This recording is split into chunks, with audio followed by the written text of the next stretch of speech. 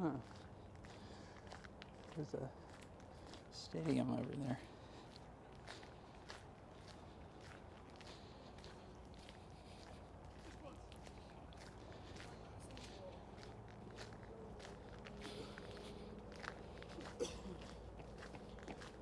Construction ahead.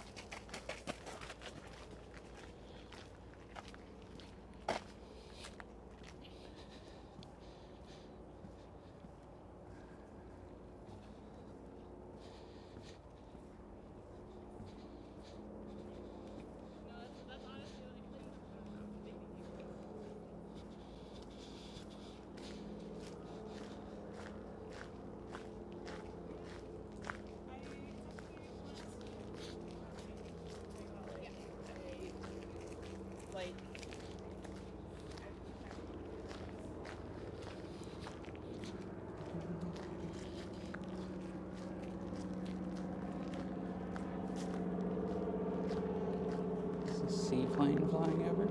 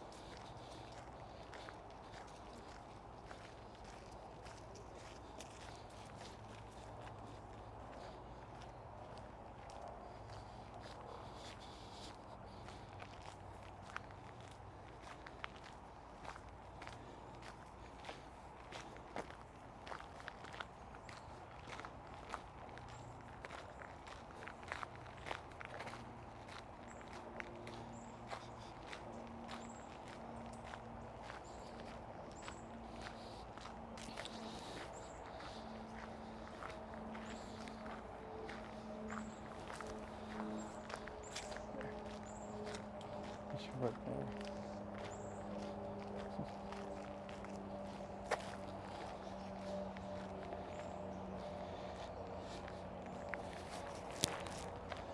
You know, I didn't actually check to make sure I had sound.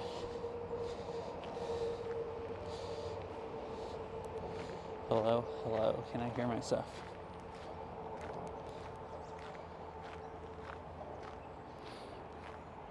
Oh, I do, okay, awesome.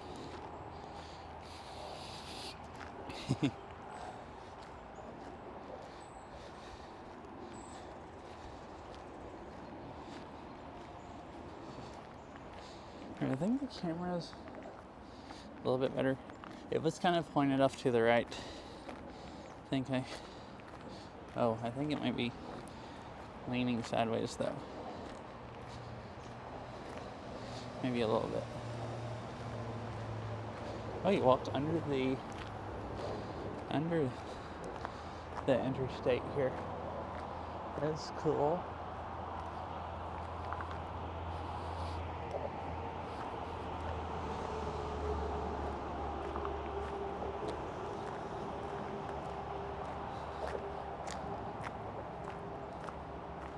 This is really cool. You just see the bridge. going across.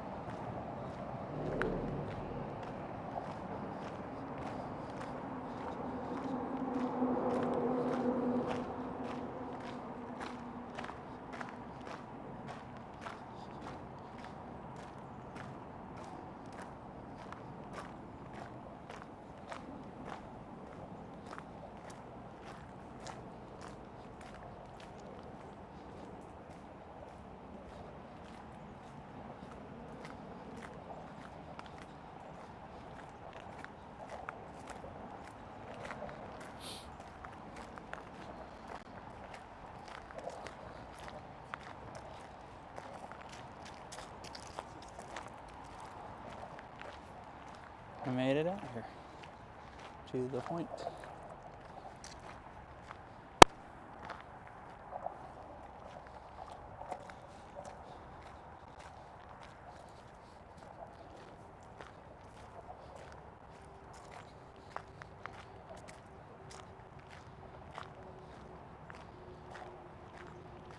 Arboretum waterfront trail is that way. It's like a boardwalk trail is what it looked like on Google.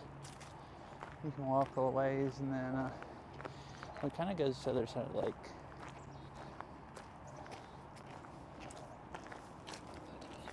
So if I walked it, I'd want to walk there and then walk back.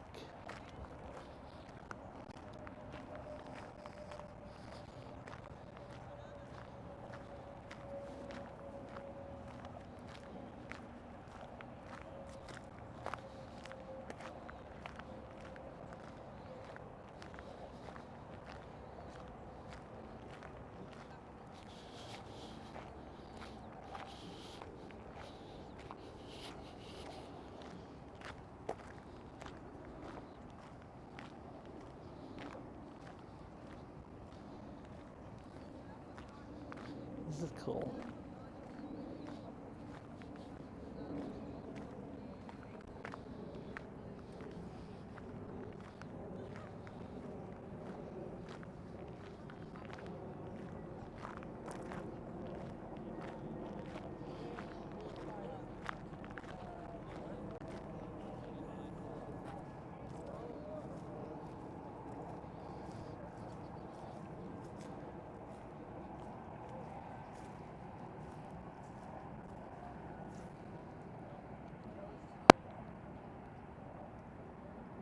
Oh, there's that stadium you could see on the way over here.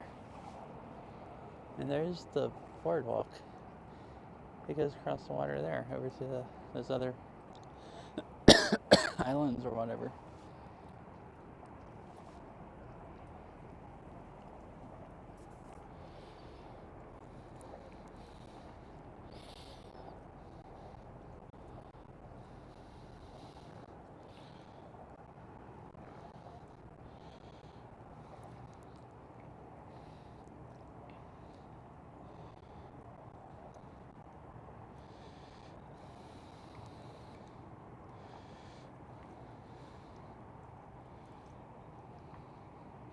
Okay, cool. It's finally connected to my phone. It's extremely slow though.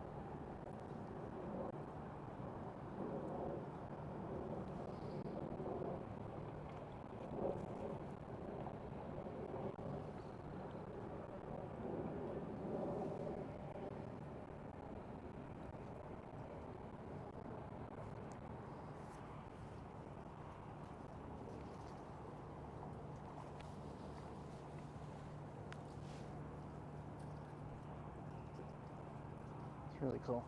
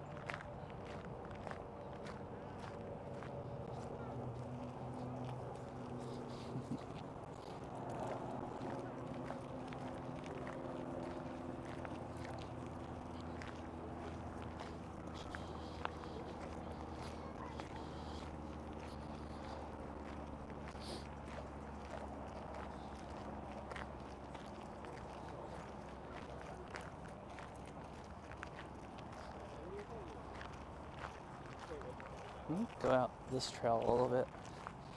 They look kind of cool.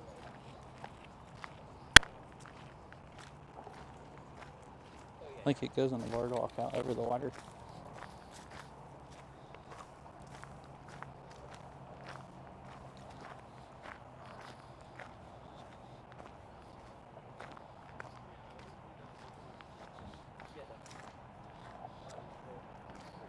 Alright.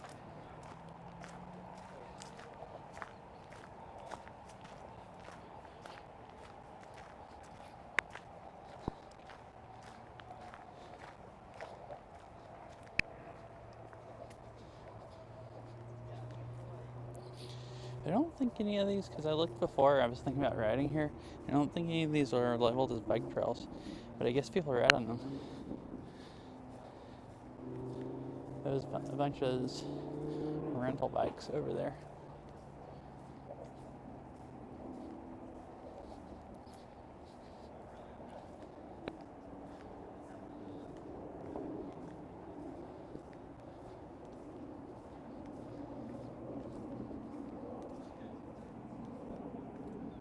Where this goes. Only one way to find out.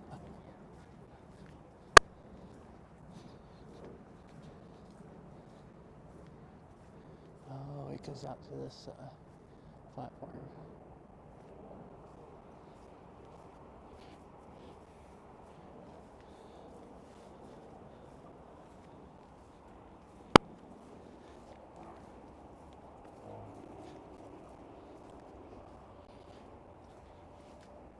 Can't see from the sun.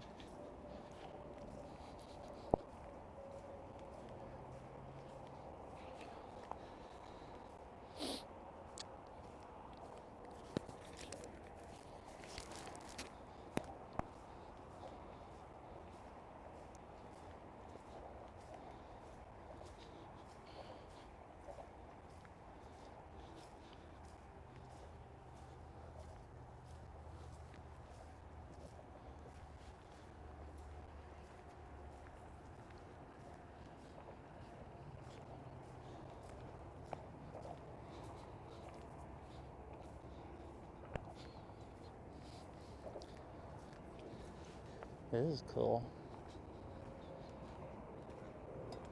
Got a boardwalk.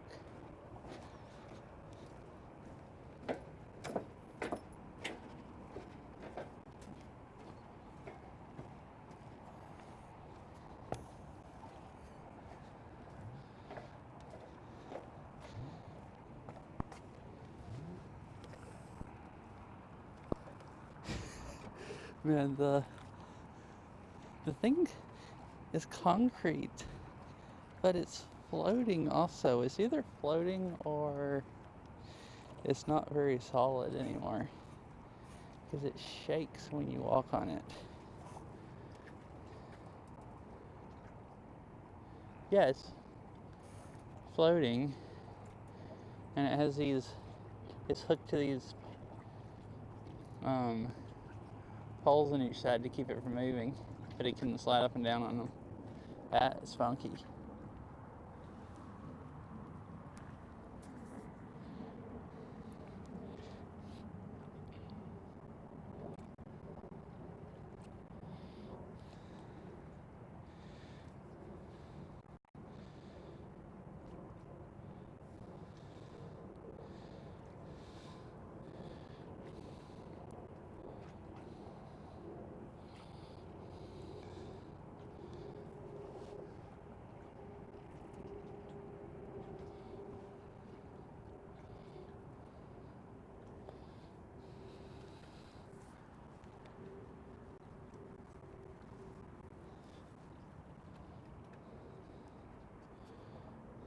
And there's all kinds of stuff growing down in the lake.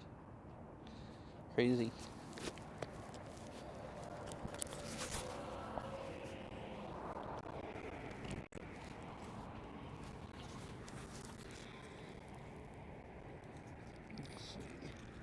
Let's see if I can hook this mic on better. I have it hooked on and it's angled down away from my face, which I feel like probably makes it not pick me up quite as well as it could. There, now it's angled up and it's on there good, so it won't fall off here and fall in the water.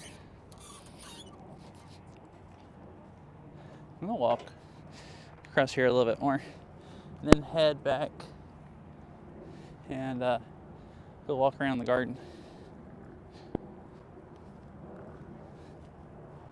There's a bird just hanging out over there chilling.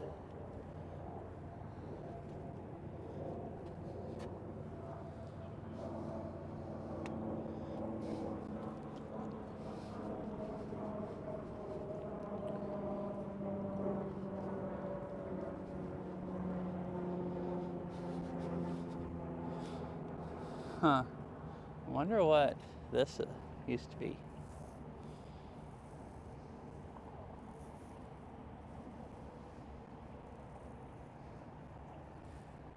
Maybe looks like one along the edge, maybe another boardwalk or something.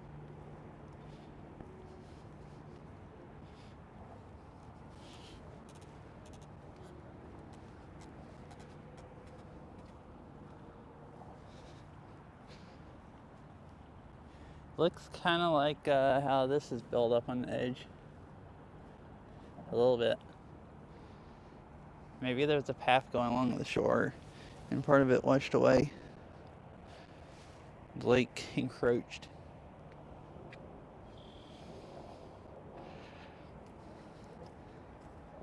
Some ducks down there hanging out.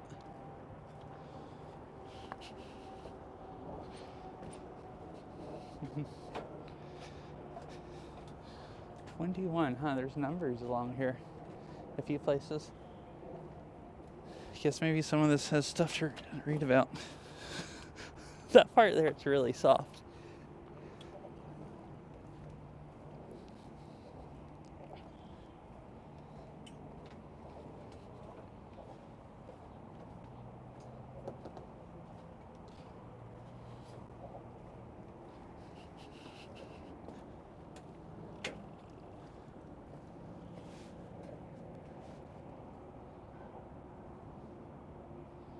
This is cool. Foster Island. Ah. So this is the island part, I guess. And you walk back over here and you're on the mainland.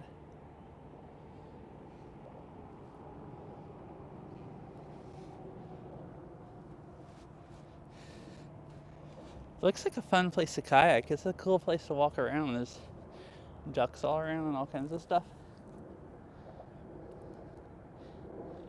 That goes up just high enough to get a kayak through. I guess that's the kayak area.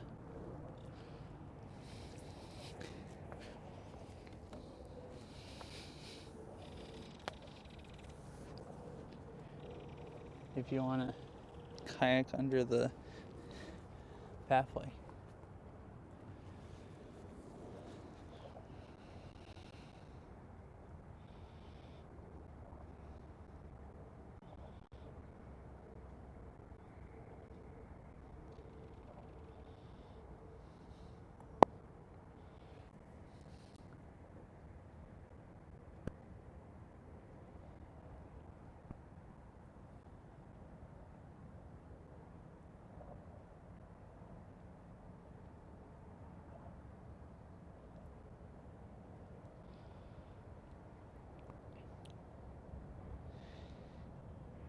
Man, I didn't know this part would just be so nice.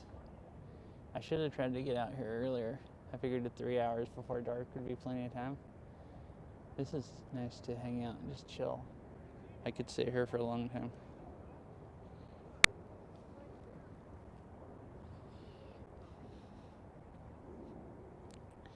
Just go find you a bench and just hang out.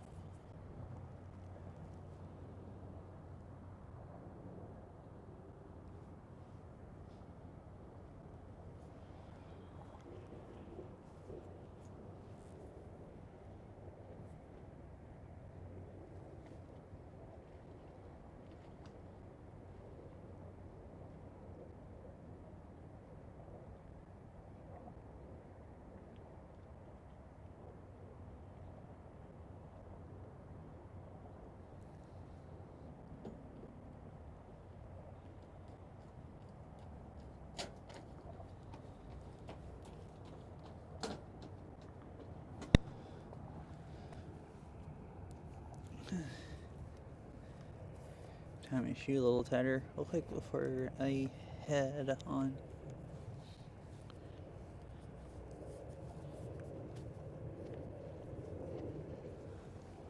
There we go.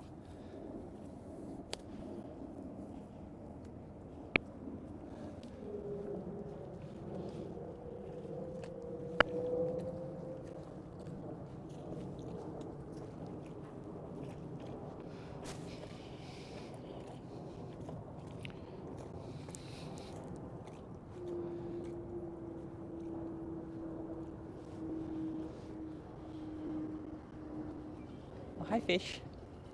Good. We're just having a nice time. This is a little park beside the Arboretum. Um,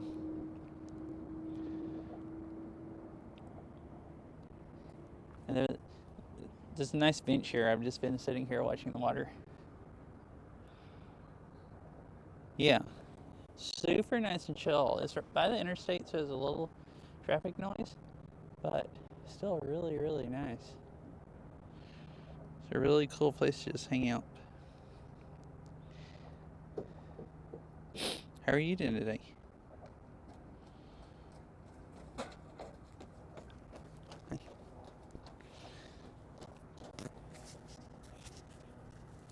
Is my mic a good volume? It's leaning away from my face just slightly, but I think it's overall good. Like, not leaning too far away is what I mean. I don't know if it's... Oh no, I'm sorry. Hopefully you start feeling better.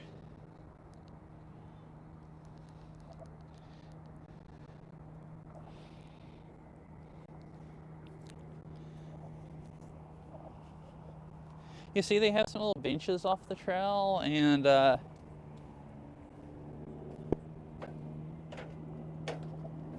huh.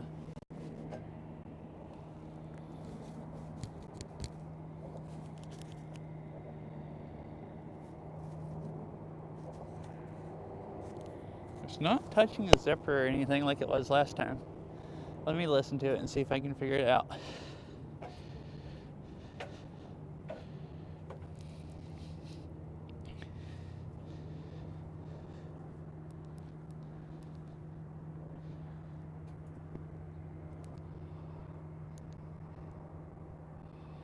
I don't know if I have internet fast enough to watch my own stream.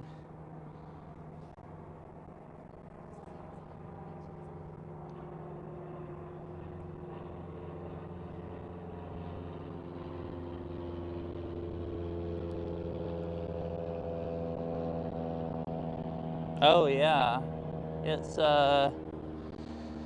like cracking.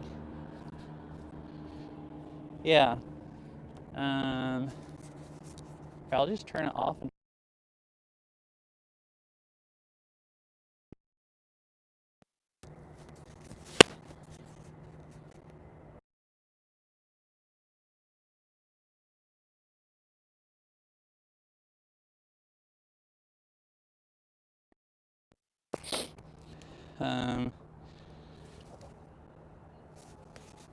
That was a loud pop. I turned it off and turned it back on. I guess see if that makes any difference. If not, I'll take my backpack off and unplug it.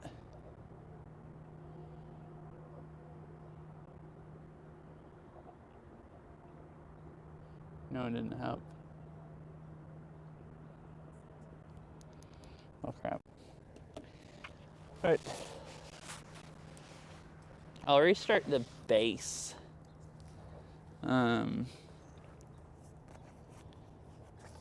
Maybe I should restart the stream on my Bella box. It might be freaking out. I don't know. It might be freaking out adding the audio and video together. I'm just gonna turn the whole thing off, like make it stop streaming, and turn the receiver off and turn it back on, and see if that fixes it. So I'll be right back.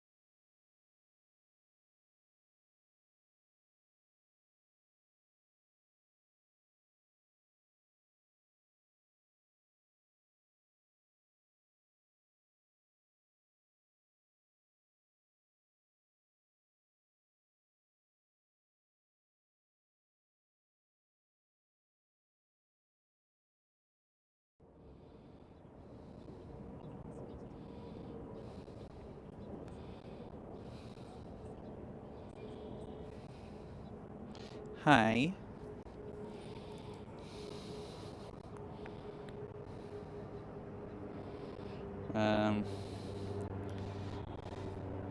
My phone gets around to deciding I have enough internet to watch. Let's see what it sounds like.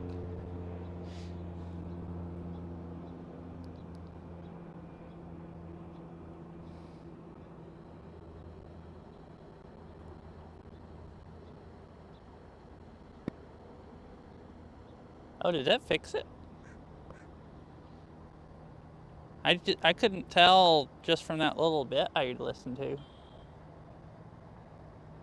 But I sounded better. Maybe not.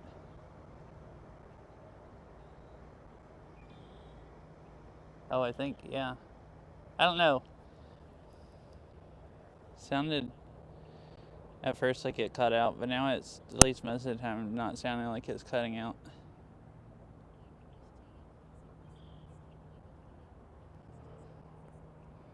Yeah, that's what I thought it seemed like.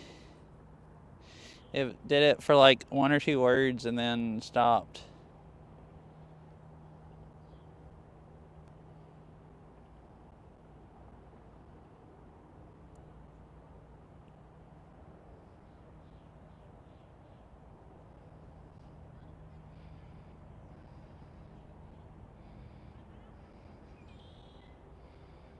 I wonder why you wouldn't be making it do that. I'm using Wi-Fi today, but I can't imagine Wi-Fi would be affecting the mic picking up. I feel like if it was, it would just like wouldn't connect.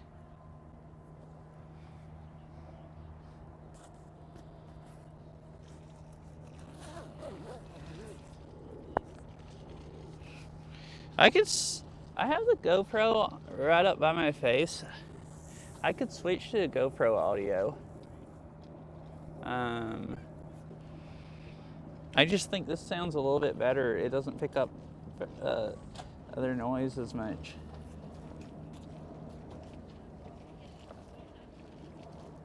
This is a little bit annoying.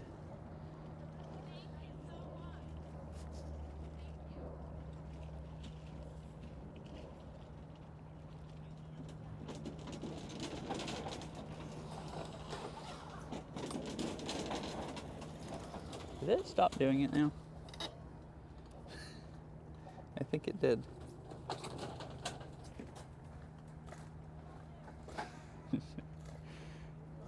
Riding bikes on the boardwalk. That's scary.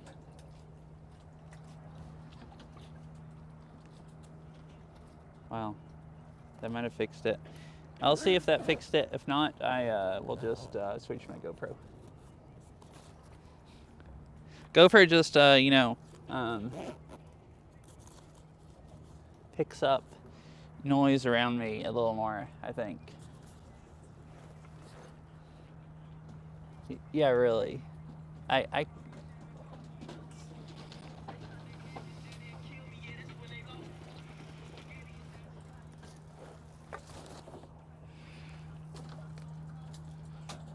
oh, I turned it. I wasn't paying attention a lot because I was looking at this stuff, but I saw part of it. It did seem funny. This isn't the type of path I would go try to ride a bike on. It has holes in it and different levels, like that guy had to carry his bike over and everything.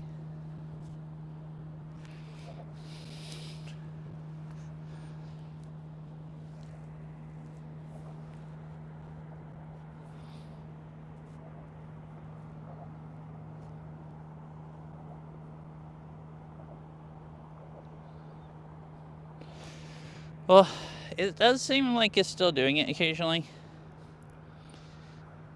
If the mic cuts off enough and it's annoying, if you get tired of it, just let me know, and I'll switch to GoPro audio.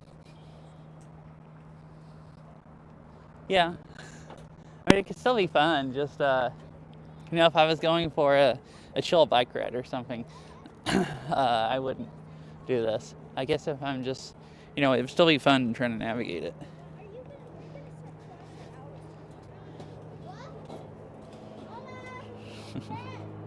it's not the same kind of bike ride exactly.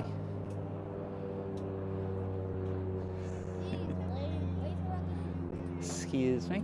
Let's squeeze by you. Venga, que vengamos. That's fine.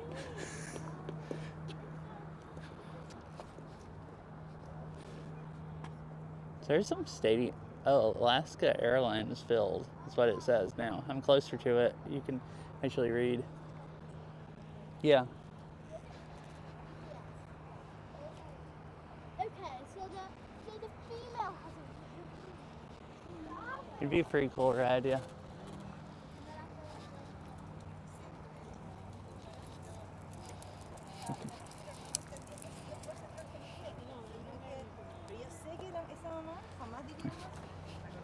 This thing's weird. The bottom of it's concrete, but it's floating. I could hear it splashing more when the bikes came over it because I guess it was more weight and they were going faster between sections. So it's kind of weird. It flexes, it moves up and down, and at the cracks like the different sections.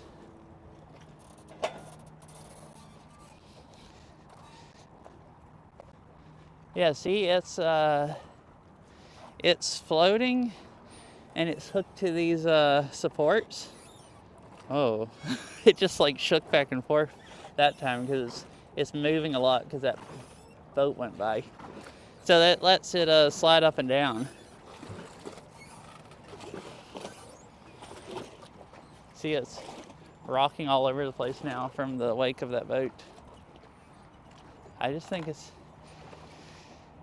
they made the bottom concrete, and they had to, maybe either the wood floats or it has something else under the concrete to make it float. Just wouldn't think they'd use something that heavy for a floating walkway.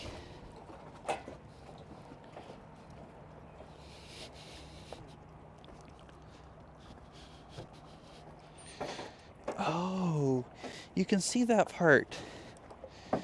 There's big pieces of foam under it. And round like floaty container, like buoys or whatever, buoys. Yeah, you can see through so I guess the whole thing is concrete with foam underneath. Just interesting.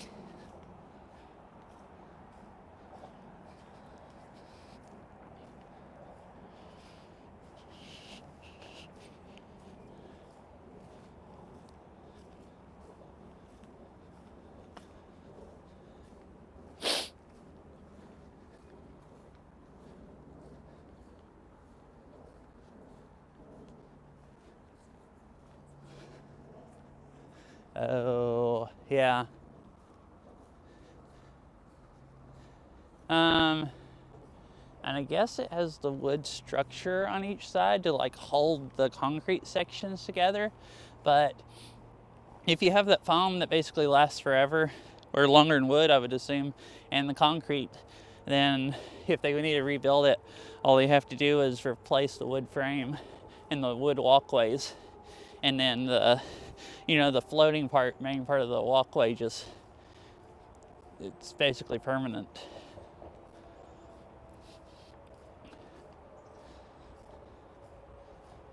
So probably cheap and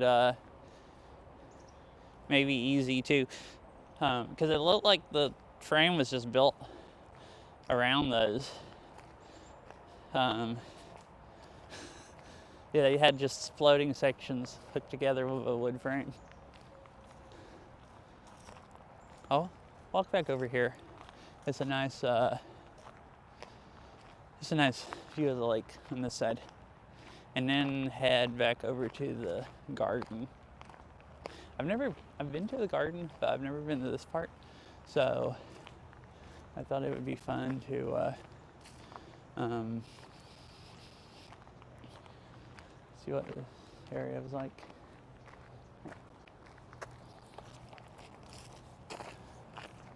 Walk over this side. I walked over that side earlier, and it's the same thing we could just see from where we're at.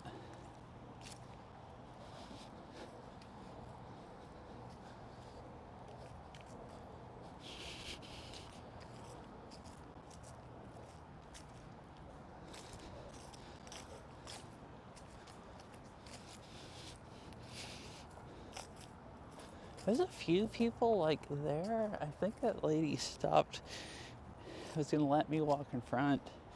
I don't know if it's because I saw the camera or what, but I hadn't had really anyone look at me strange. I'm using my GoPro instead of the phone. You know, I usually try to use the phone just so I don't look so weird. But this is Seattle, and I figure, you know, people are used to weird.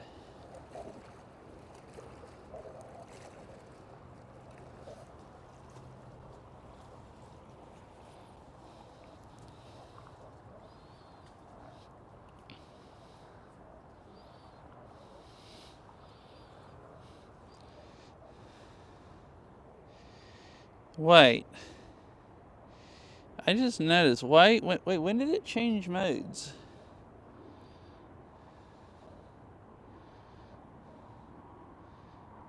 Because it's just all of a sudden not full screen.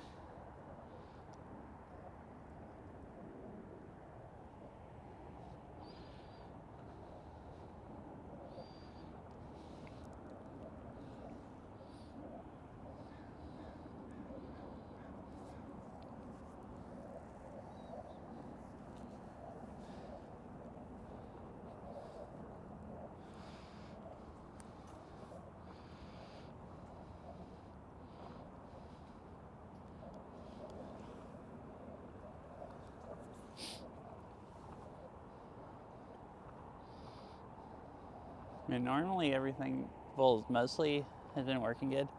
I guess except for when I try to do an extra cool stream.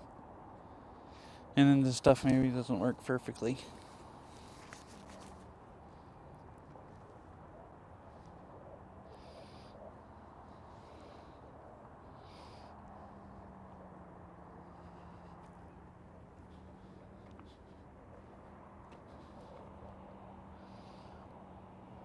It's cool seeing the bridge going across in the mountains over there.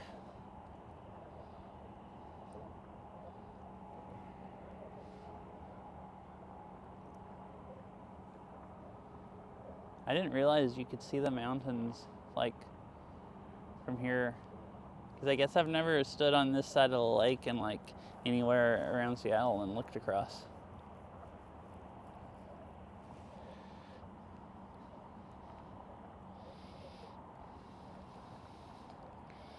All right, why is it on? It's on photo mode. That's the problem.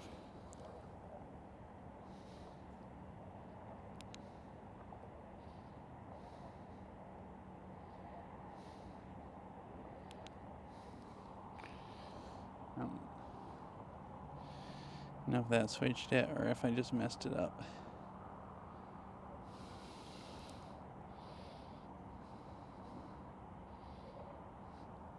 I'm just gonna restart the camera and see if that fixes it. I'll be right.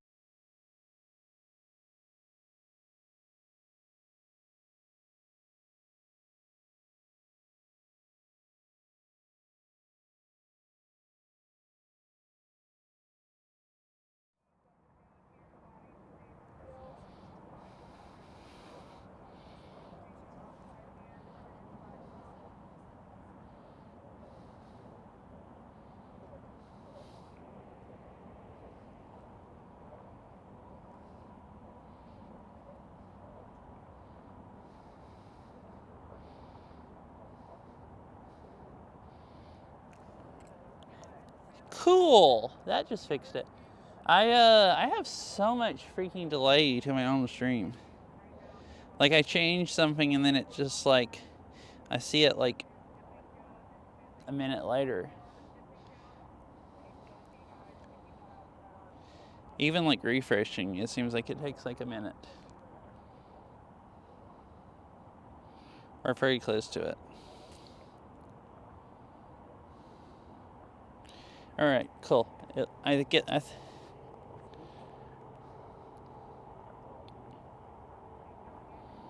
It's always been like that. Even when I have good internet, it seems like there's a delay. Maybe if I opened it like on my stream page, I've just been opening it. Like you'd be, I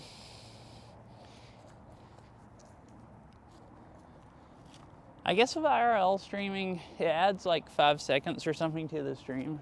So say if you normally have like a 5-second delay, then it would be 10 seconds. Like it's a 5-second delay from me to my computer at home. Or really close to it, like 4 or 5 second delay. I've timed it before. So so yeah.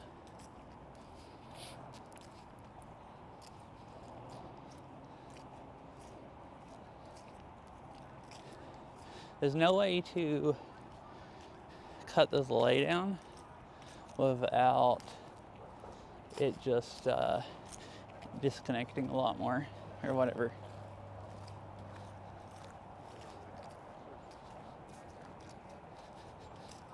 Like it needs a couple seconds of a buffer. I think you can, if you set it up for speed, you can get it down to like a 1 second delay or 1.5 is what like the setup the delay's fixed. Do you just refresh?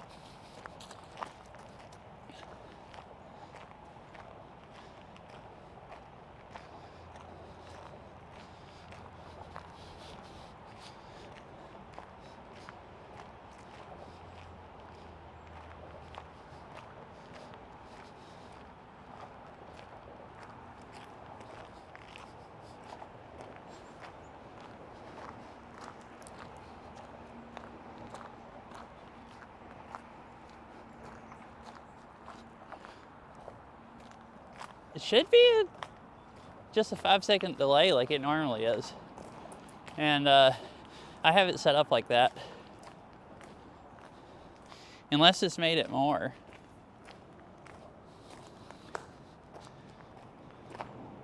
Like I can't get it any lower than like 5. And it'd be actually watchable.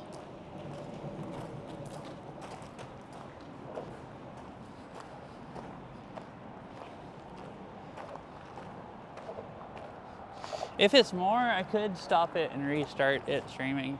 It might. But I think it would sync up to the, like, when it has data. This is really cool.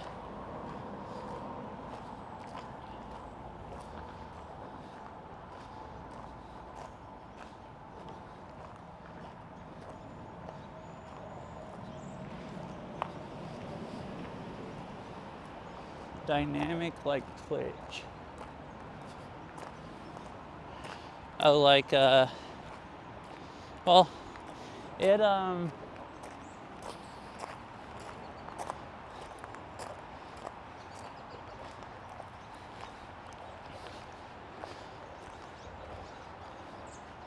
I'm using SRT instead of RMTV. I always forget which order it goes. And you can set up a server on your computer and it will connect to it a little faster than if you just have OBS load the stream for some reason. And you can get it lower a little bit with a huge amount of effort, and then there's more stuff to go wrong. Get it lower a little bit. Most of the delay is a 2.5, or half of it is a 2.5 second buffer that I have. So if the internet cuts out, it has 2.5 seconds to catch back up. Like OBS has it buffered, and it goes through the buffer of the video already has. Like if the internet cuts out, waiting for to get more data. So like when it starts going gray, the screen is when it gets through the buffer, and it's just because it has a 2.5 second buffer, and the sender and the receiver syncs together, like to make, so if my computer at home doesn't get all the packets, it requests them again, and this sends them back, and it tries to get all of the packets in time so it doesn't ever cut off. So that 2.5 seconds gives it extra time to re-request like packets that it didn't get the first time and stuff. Or for the internet to just come back. So I can set it even a higher buffer. Like I tried at some point with like, I'm just gonna walk this way. I was thinking about walking that way, but I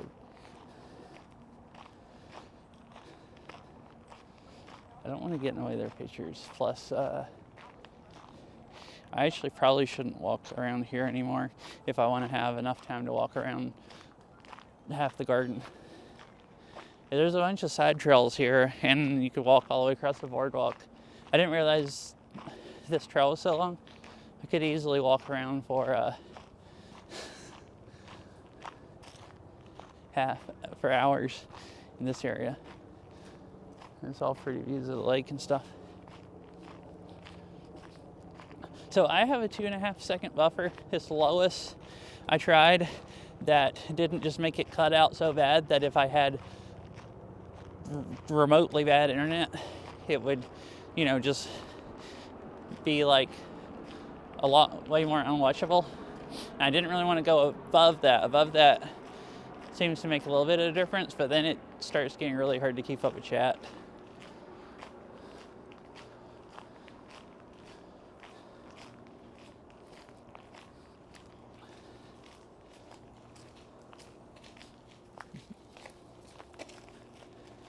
I tried to find the, medium between it actually having video, like being watchable, and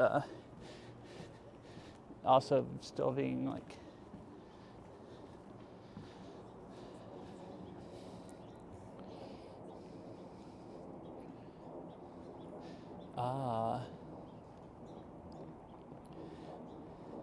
this is kind of a garden, big ass garden with a park attached to it. Because this might look large, what I've just walked on, but it is, I think area wise, is smaller than the area the garden takes up. Like if you look on the map.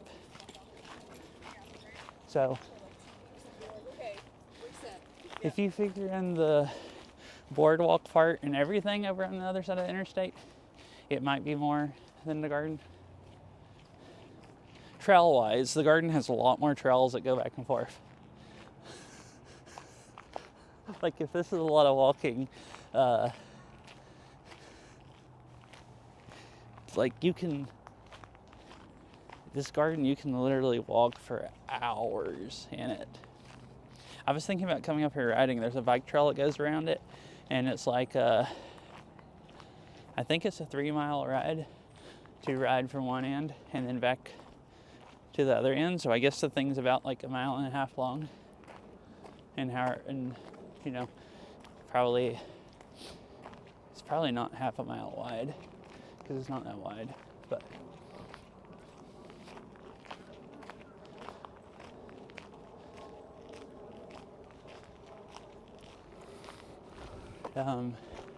yeah, it's a very large garden with, I guess, a very large park attached to it.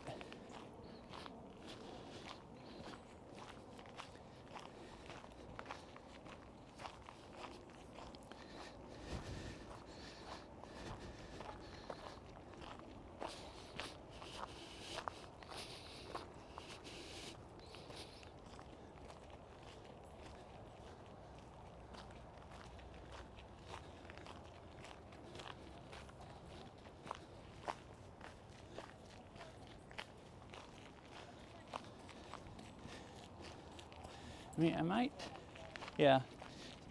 not know what I'm talking about either, but assuming I do.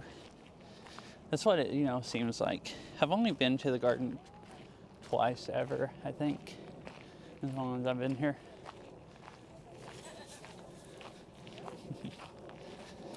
I've never been to it during leaf season. I was gonna go last.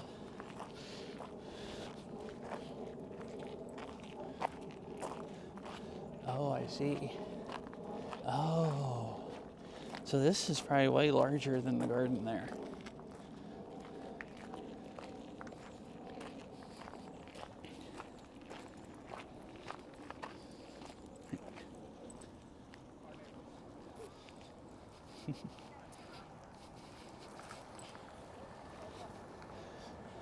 So this is the bike path, or you can run around it or whatever. That goes.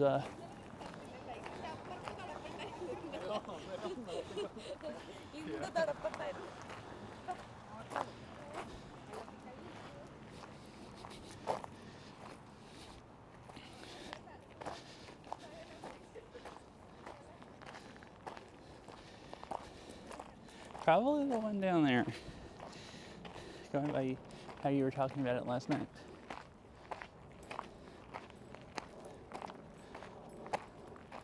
I don't remember this one having any desert biomes.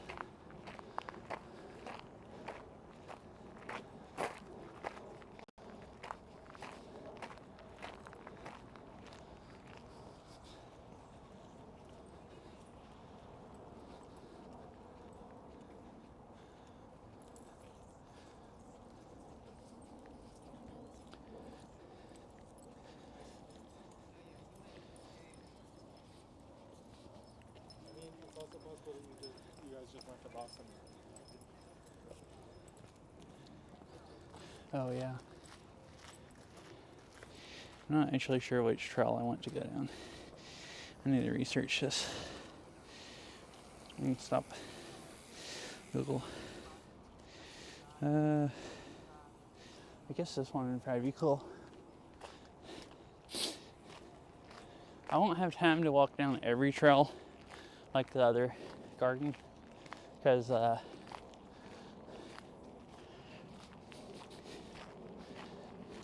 was kind of planning on doing like, tried to get up here in time to have 3 hours before it got dark, and I figured I'd be plenty of time, although I wasn't planning on spending an hour or however long it's been over there, but it was nice. I think this should have to be an all-day thing.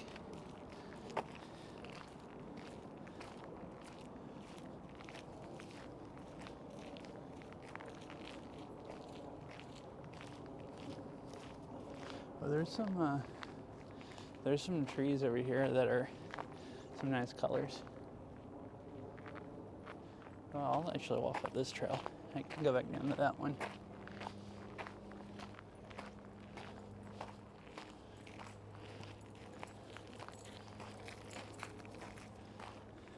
See, here's a few and stuff.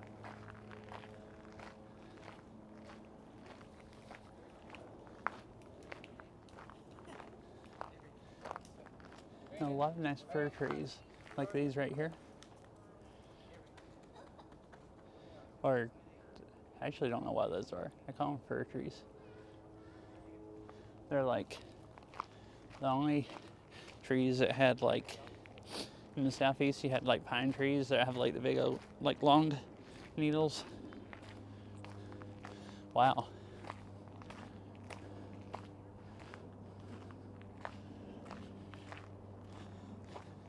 I haven't, some of these have signs of what the trees are. Some of them don't. Like this says it's, I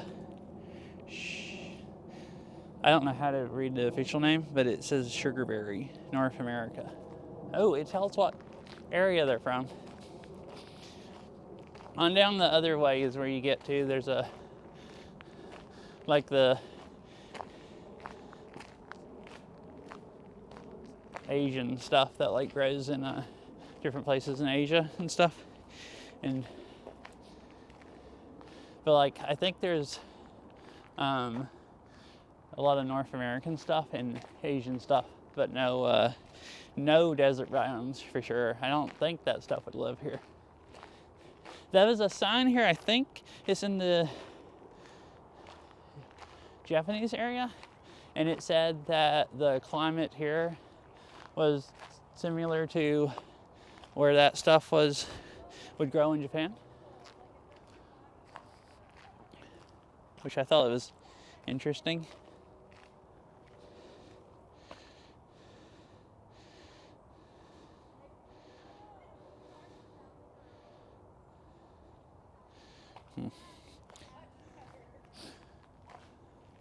This is a really pretty trail I found to walk down.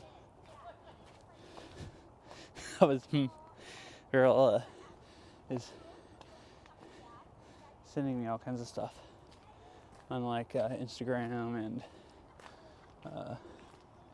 now other screenshots and stuff.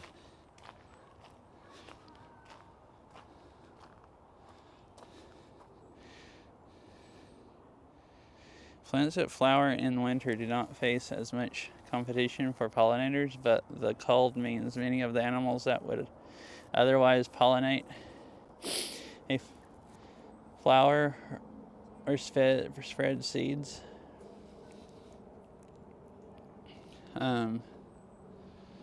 That's interesting.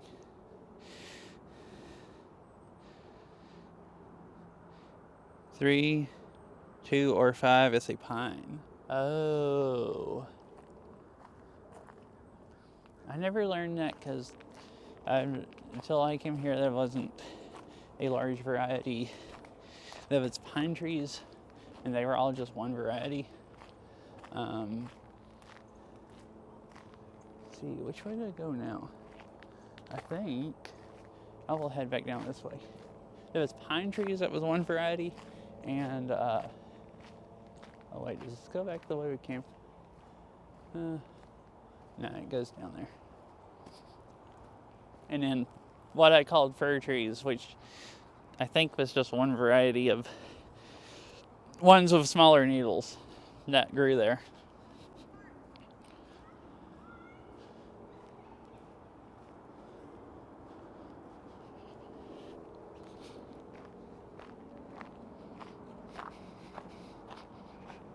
This trail just ends into the grass.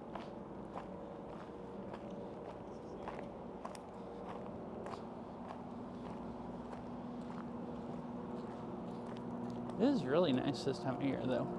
A lot of different leaves.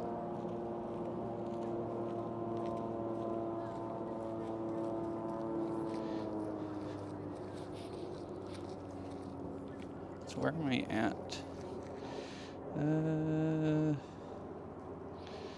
Backlight right there. Alright, so I'll keep going down this trail.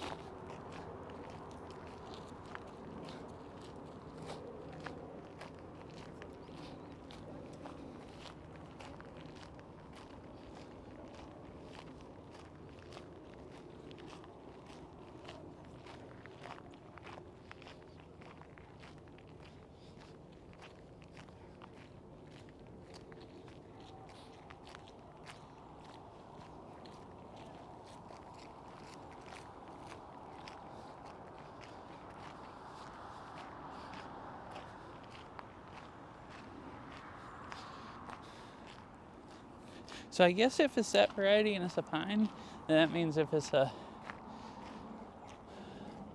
not a pine, then I don't actually know how many other varieties there are of fir trees, or evergreens, I guess is what I should call them, because I think fir is an actual time. Oh. Woodland garden. Oh, I'll go down there. It's a nice little pond.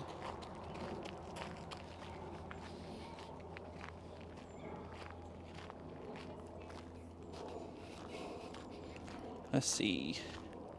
Yeah, I'll go this way. Seems cool. So there's the bike path again down there, the paved one. It kind of goes between the trail I've been walking on and the road. Because the road's like right down there, kind of.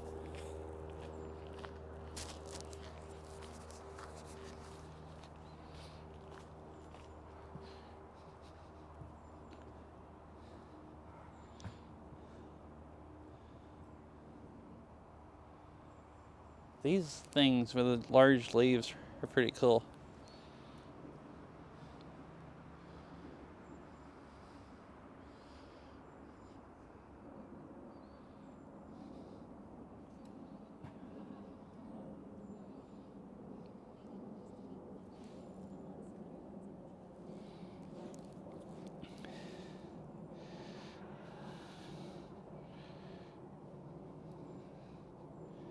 Short, four-sided, and not clustered.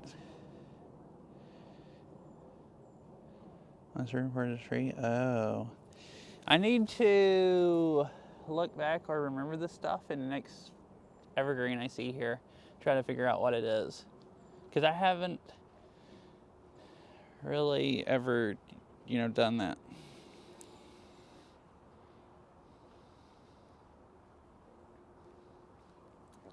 That's cool.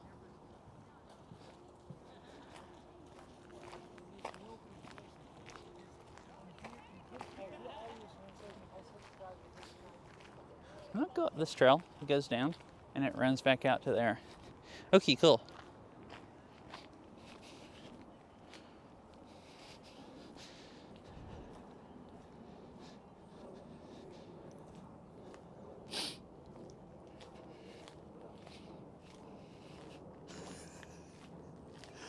Oh my goodness. So, fish. I have this TTS set up to not read links, but it reads exclamation marks. So if you put an exclamation mark in front of a word instead of not in front of a message, instead of not reading that message, it reads out the exclamation mark. It just literally says exclamation mark, and so when you just did that, yeah.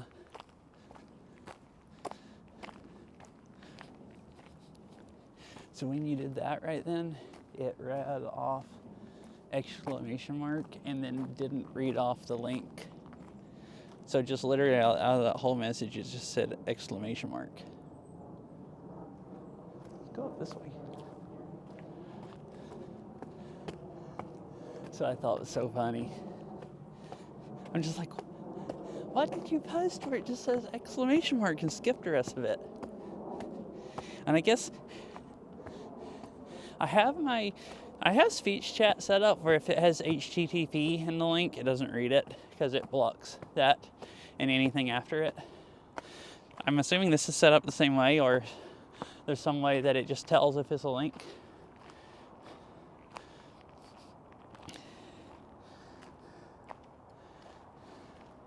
But I just thought it was really funny that it read exclamation mark and nothing else. Huh. If it says I got my 10,000 steps in today.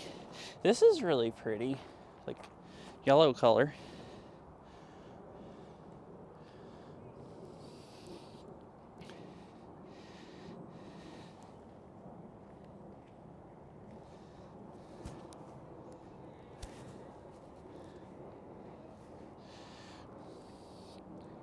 I don't know if I pointed this up earlier.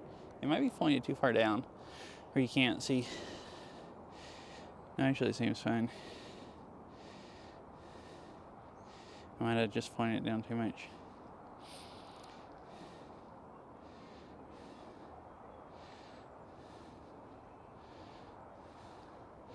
I can't. Oh, you put that in Discord, didn't you? Because I can't. Twitch app won't let me copy it out of chat.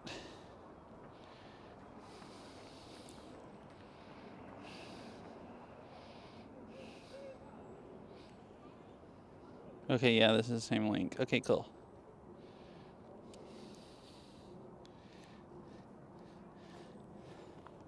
When I drag over your message to copy it, it just comes up with options to kick you or ban you or, all of that stuff. Oh, no, wait, never mind. Copy text. I'm just...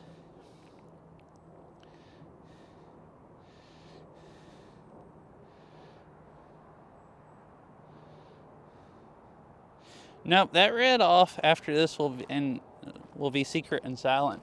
Huh, so this TTS doesn't cut it out from HTTP. It I guess, decides to link some other way. Because that read out the whole message. But on speech chat, say if I have a stream of Beat Saber, oh my goodness, that is a pretty tree.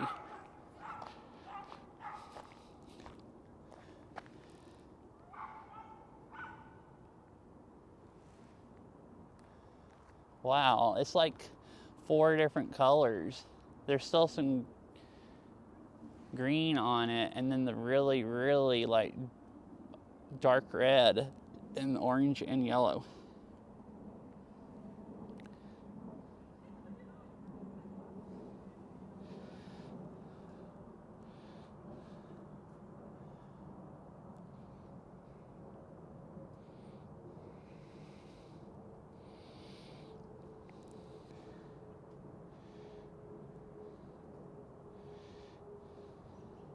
Just realized that my this phone never reconnected. I turned off Wi-Fi hotspot to connect to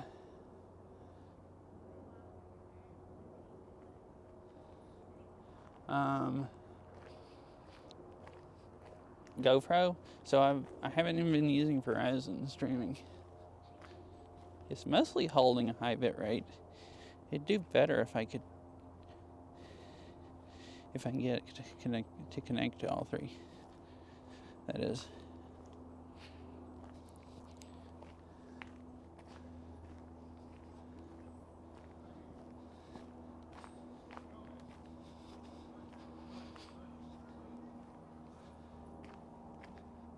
Wonder what, there's one back there and one right here. It's like a pole and it has a sensor on top.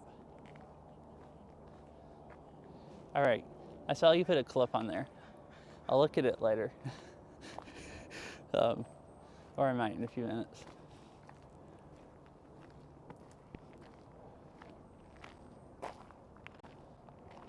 Yeah, there's so many nice magnolia collections up that way. Maple collections up this way. Let's go see the maple collection.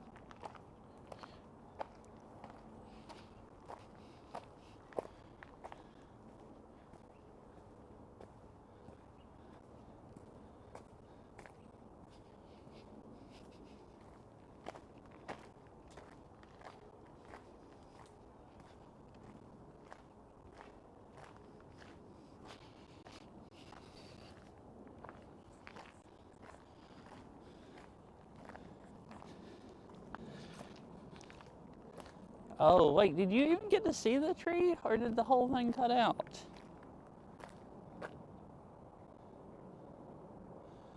Where does this down here go? Where am I?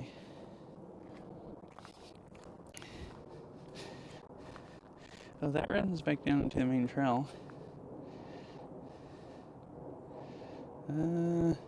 Guess I'll keep going up this path.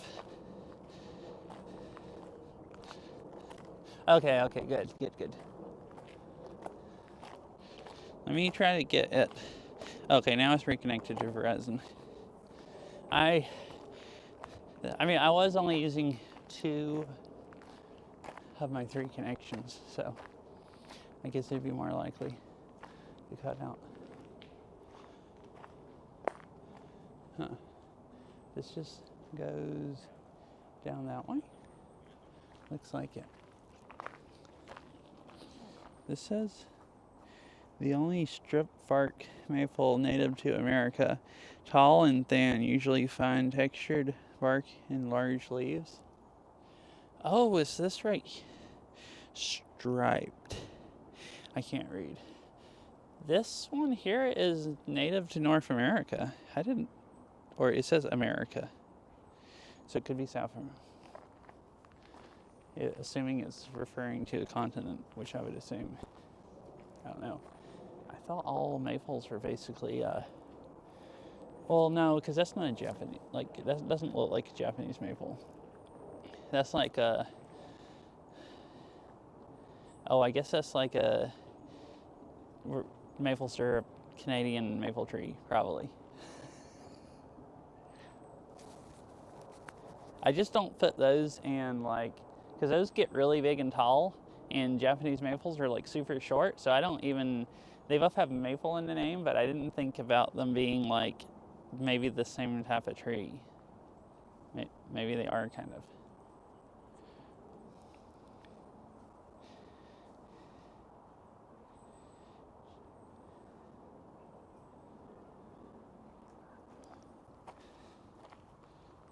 Oh, really?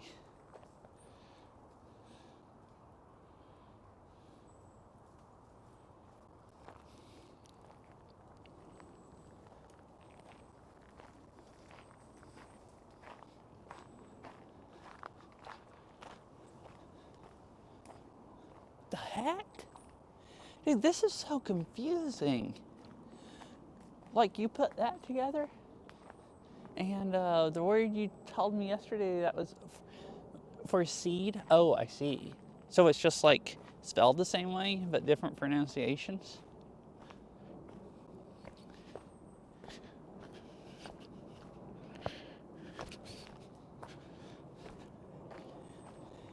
I wonder what these are. They're all over the place here. It looks like humidity sensors or something, or temperature sensors. I would assume. Just in this area, once I got around like maple trees and stuff. Except for I think I just walked out of that area. I see. Interesting.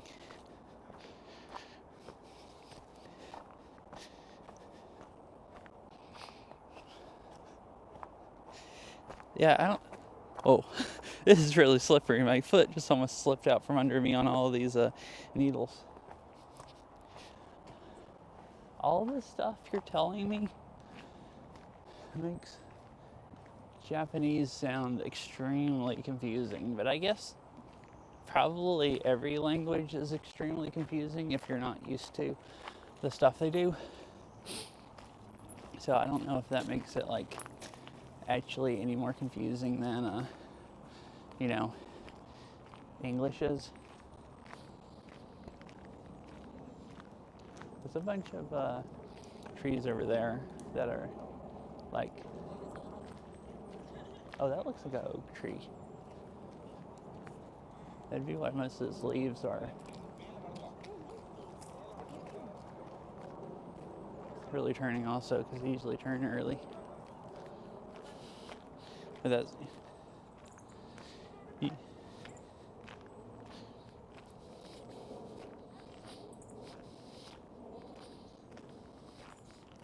You've come to? Okay. I didn't... That is extremely... Wait, that Japanese is extremely confusing, or all languages are? I would assume all...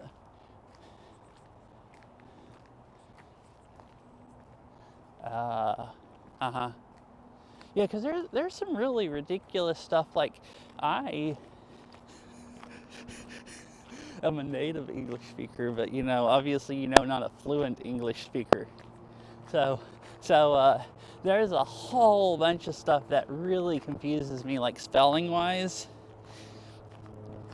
Mostly when it comes to French words that are like, English words that are from French, and they're not like spelled any remotely how they sound.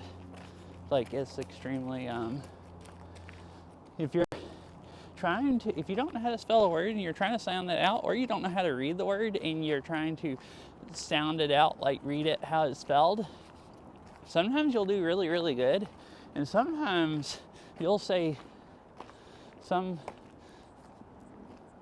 crap that's like not even close to 460,000. Wow. And I know basically none of those. As far as like, ooh, look at these over here.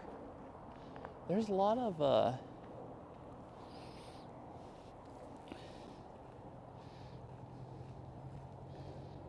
like evergreens.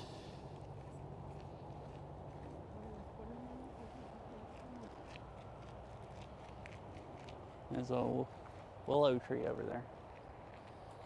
Yeah, I don't have a good guess of how many I might know.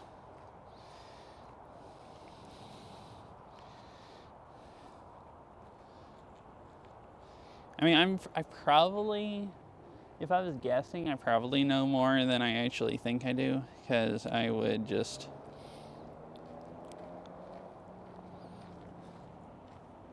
assume that I know, like, basically nothing.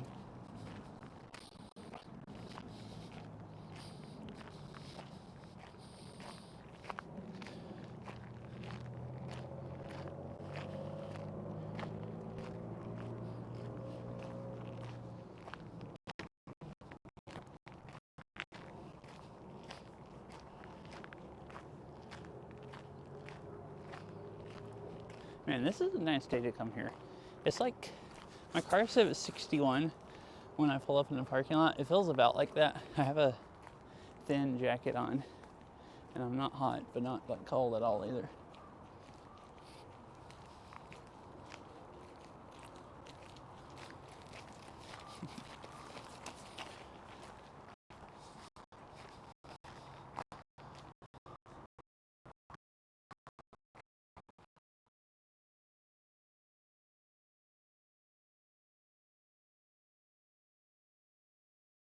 Happened.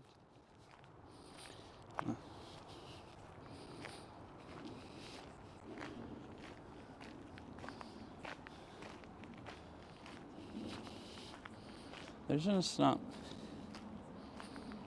Yeah, there's just not much internet here.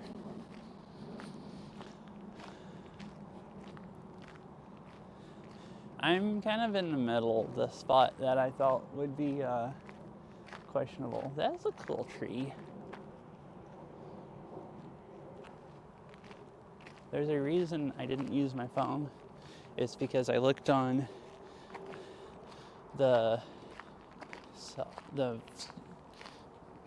site I use to decide where my phone is and isn't going to pick up, which is usually really accurate, and decided that my phone would not do good here. One thing, I can only use two connections on my phone, and it doesn't throttle bitrate as good, and I decided I probably would definitely need all 3 connections. Because back there, I checked it one time, and AT&T was the only thing working, and then AT&T died out, and that's when the stream cut off. And now, I think it's just struggling along at like 6 or 8K bit rate. So it probably looks like crap, but this is unfortunate. This is a pretty area. Ooh, these are interesting.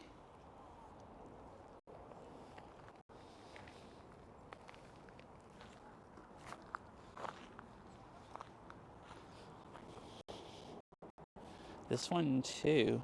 Well, that's the same thing. Awesome.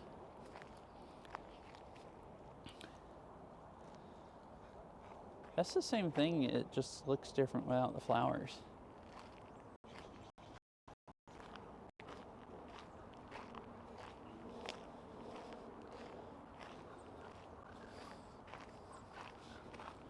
A nice lake of lily pads in it, or pond. Cool.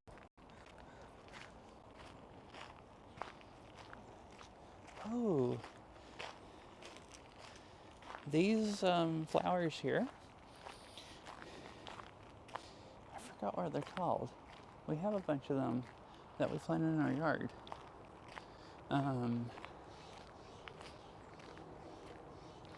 Man, why can I not remember what they're called right now? I didn't see a sign for those either. Oh look, there's ducks in the pond.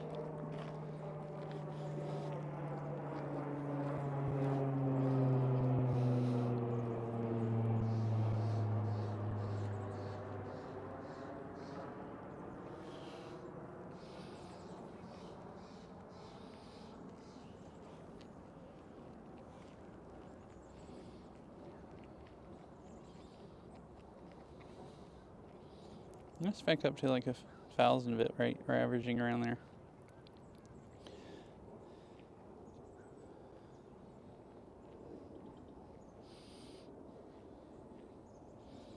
Yeah, it's nice. One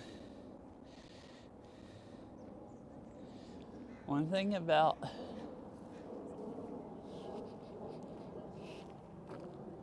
the one over, yeah, the ones on each side of the path. I have a huge one of those in the backyard. I put it in this big pot and I planted some other flowers in it too, but that one flower just basically took over the whole pot. I'll put pictures of it in Discord later.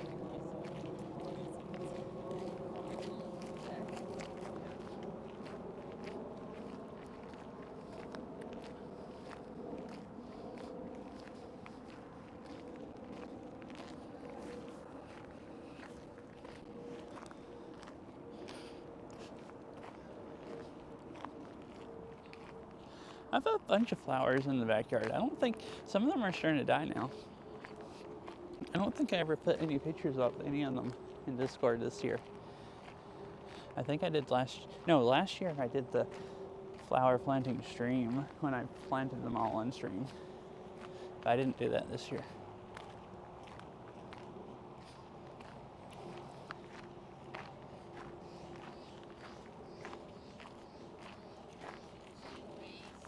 So this is,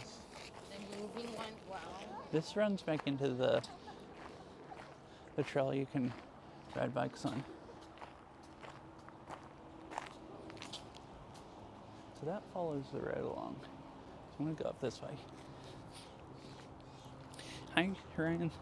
How are you doing? That's another pretty colorful tree.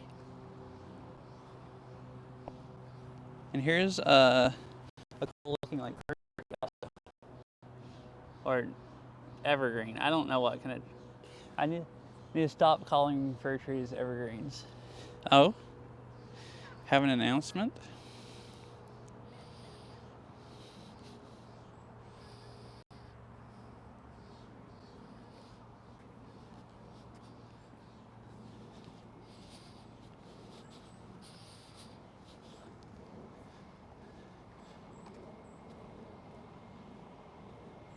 Wait, really? How come? Just got tired of it? I have actually been thinking, not really thinking that much, but I've considered cutting mine off a couple times lately. It's a little annoying sometimes.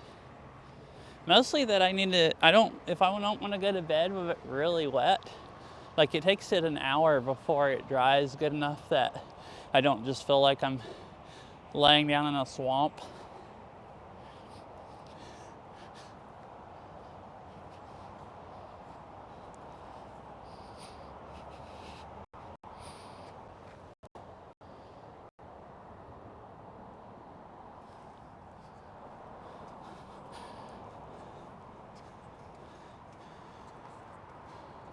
Oh, so you're just like, I'm done with this. It's hot. It's annoying. Freaking cutting it off.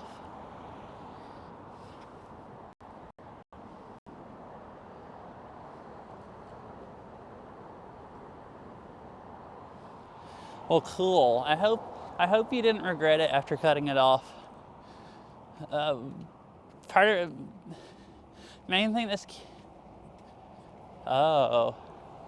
Alright, so that's how mine is a little bit past. Well, the longest part of mine, it comes like halfway down my back if it's wet, where it doesn't curl up. It's actually gotten really long.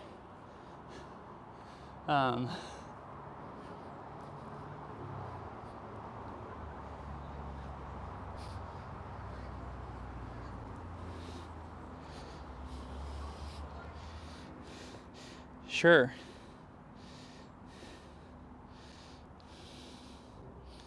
That's trail right here is. Oh, it doesn't know where I'm at. Or does it? I'll walk. Nah, I'll just keep walking up this way.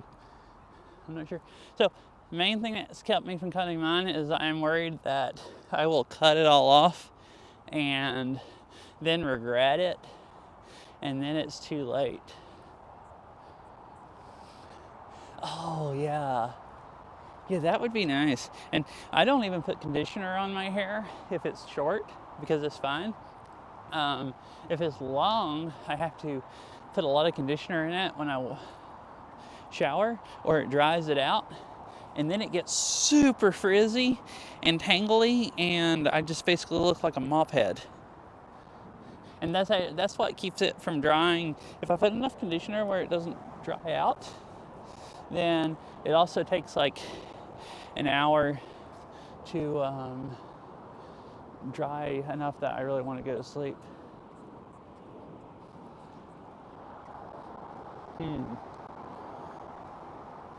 I put a towel on top of my head, like wrap it around my head and kind of like tighten up the towel. But like the long part of my hair, I don't really get in the towel a lot.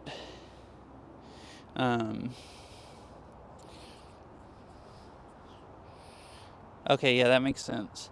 So how I do it, I get the hair in the top of my head really dry, I guess, but probably not the bottom of it as much because it kind of like just clumps up inside the towel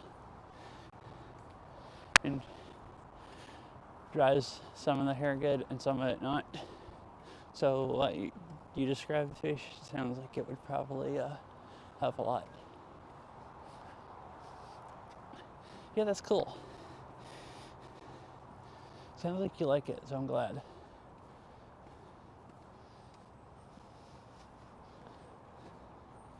This tree that the bark is coming off of looks really cool.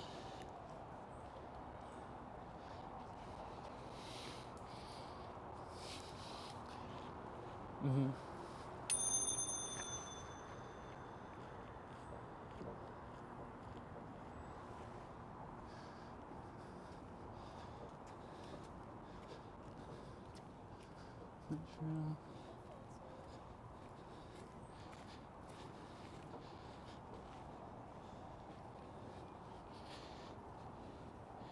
Where am I at, actually?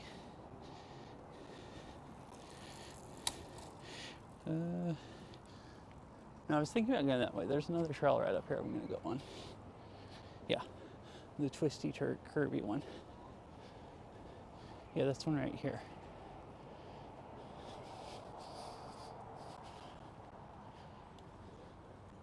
At least I think.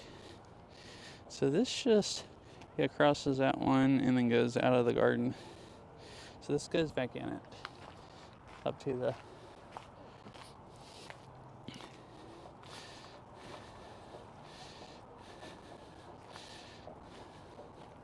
let me catch up with some of this that I missed. Super lazy hair care. If I stretch my hair, my head in neutral position, coming down to my tailbone, that is really long. That's like a lot longer than mine.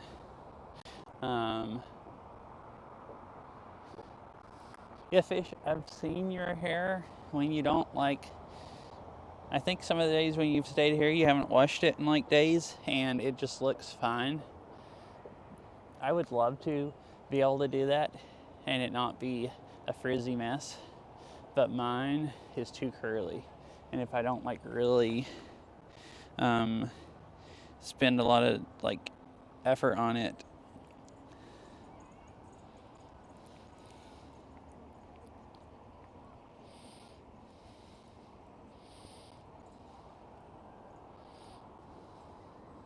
yeah.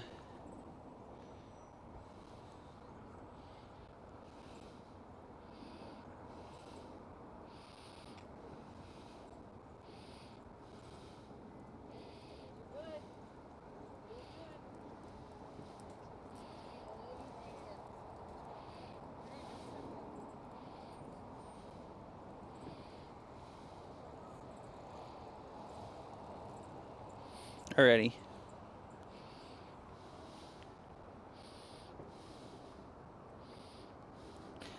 Yeah, your hair looks really nice and straight also when it's long. Nice. Yeah, so it's like not super short, like you didn't buzz it off, but it's just cool. It looked nice before, but it also looks nice now.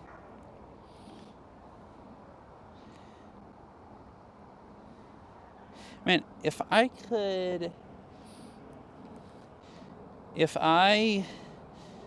my hair will look like that after I take a shower and moisturize it good and everything, but like sleeping on it, I wake up the next day and I'm a mop.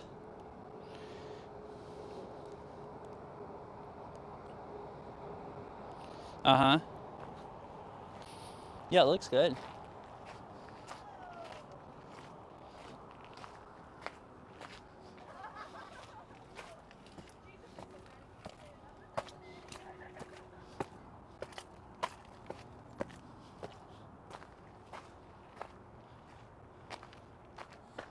Oh, this curves back and forth for the stairs that go up the middle. Okay, this is a good place to stop for a second. I want to drink some of my water I brought.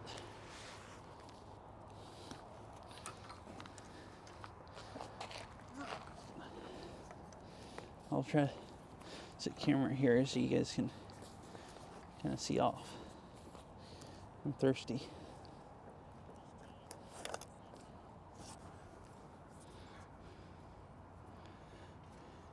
Yeah, you do kind of look different, yeah, with the short hair.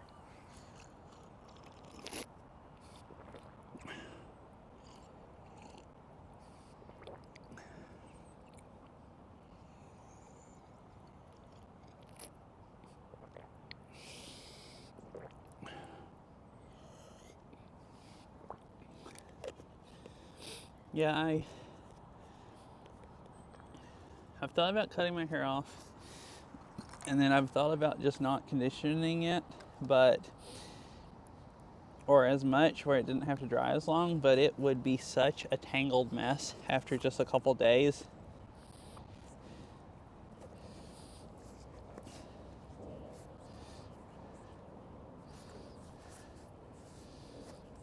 That's what I was wondering, thought it sounded like too, at first, like you just like buzzed it all off. I'm just thinking like, well, dang.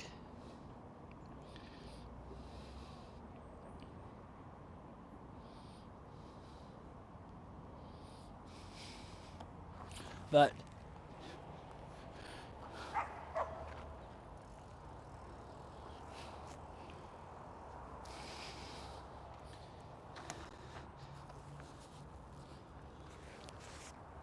yeah, I don't like I used to keep my hair buzzed. I kind of hated it, but it was really easy. And it's just what I had done for a long time, so I was kind of worried for a while if I did something different, it would just look even worse.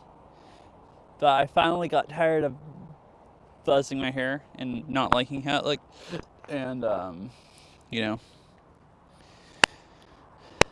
just stopped getting let's see. I stopped getting haircuts. Actually, before COVID, I went like 8 or 10 months without getting a haircut. And then it got long, and I didn't know how to put enough conditioner on it and stuff to make it, manageable. And I just ended up cutting it off. And then during COVID, couldn't get a haircut for a few months. And then I kind of just didn't get one after that.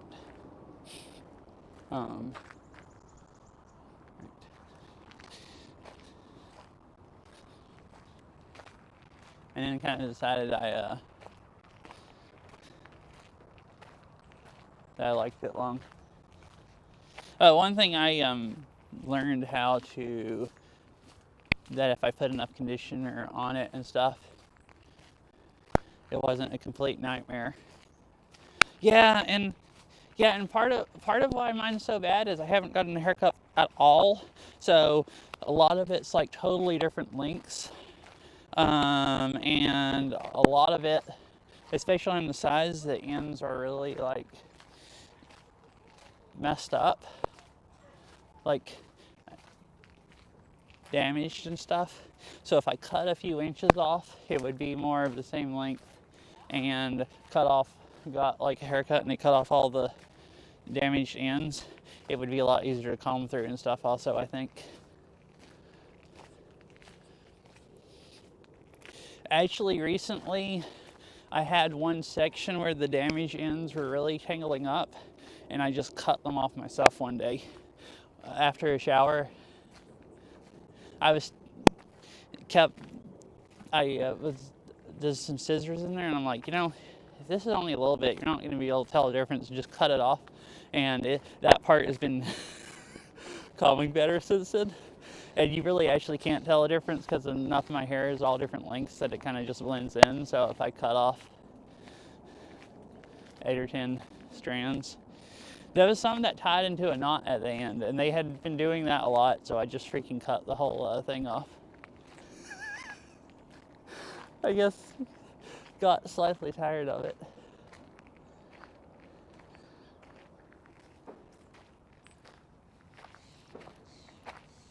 So, yeah, I've been really thinking more lately. I think I should get a haircut. Problem is I don't know who to go to that. I need someone that knows how to cut it really good. Can like cut the bad ends off and stuff and just do whatever needs to be done.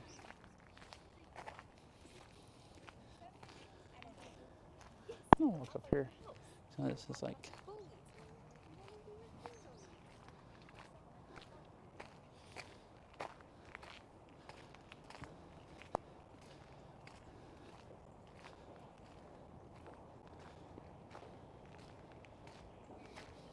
yeah, ivy that ate Seattle. There is a lot of ivy here. Invasive plants such as English ivy are a major threat to biodiversity. When left unchecked, they crowd out native species and degrade parks and natural areas. The majority of invaders started as garden plants. Plants chosen for restoration have been carefully selected to screen out potential. Oh yeah, there's quite a few garden plants, I guess. We've had some growing in our backyard. It looked like somebody used to really have like pretty close to a Japanese garden in the back of our backyard. Like there's a maple tree back there and some other like fancy looking stuff. And there's a few that I've read about and found out they were invasive that just like randomly grew up that I think is probably people planted for looks that I've like killed to keep them from like spreading places.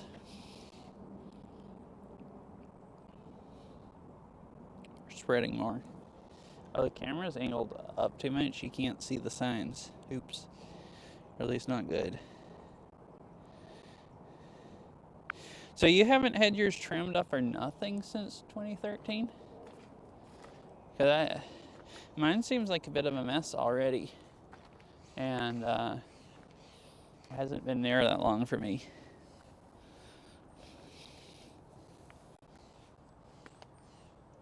Nothing. Wow, I can't.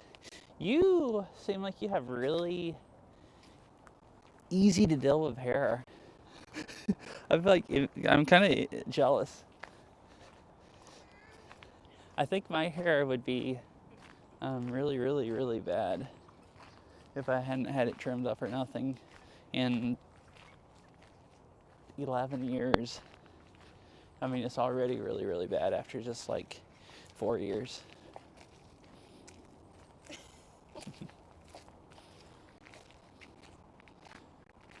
Yeah, really. Yeah, I've seen how you treat your hair when you're here. Like just literally sleep on it and get up the next day and you don't have to comb it or nothing.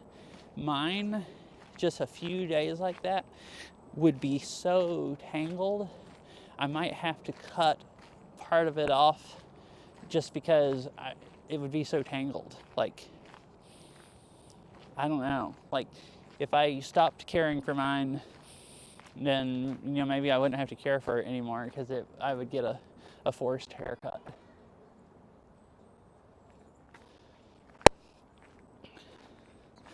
That is cool. This vine is growing up the tree.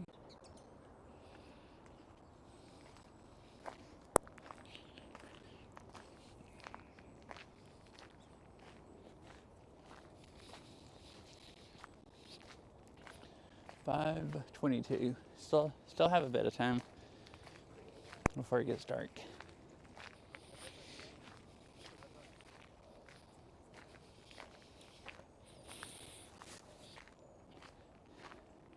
Yeah.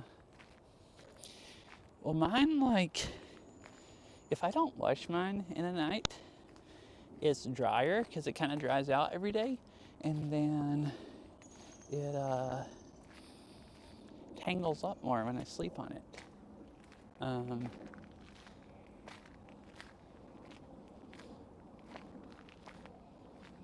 my, there's some like really bright trees over that way in this one.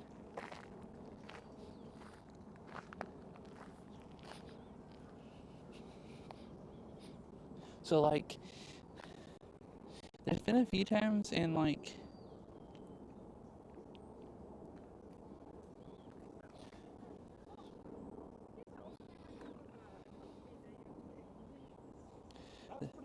there's been like a few times when I haven't taken showers.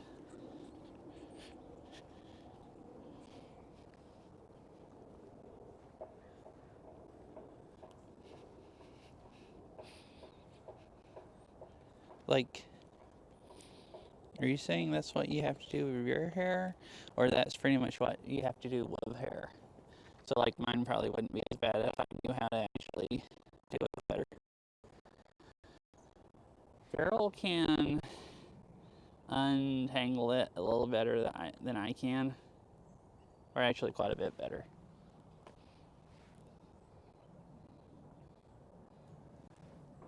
So I definitely think at least, a decent amount of it is me not knowing what I'm doing.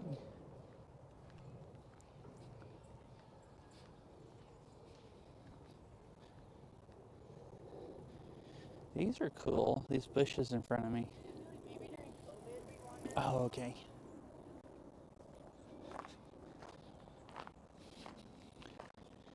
Yeah, I was wondering if, oh, this is cool. Please do not vandalize trees. I wonder if people's been probably pulling the bark off or writing on it or something.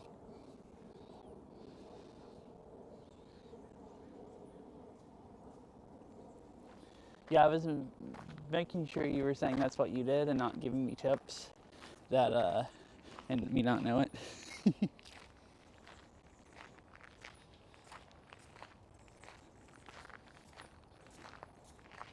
Man, there's so much cool stuff here. It's so nice here. I could just walk around for hours and hours.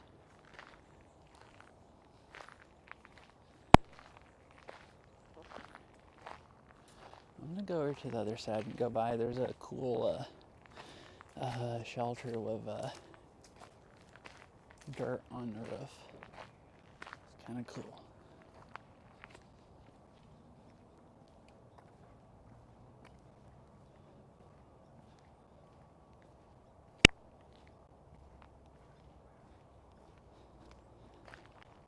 We're getting to this section around here. It's one of my favorite sections.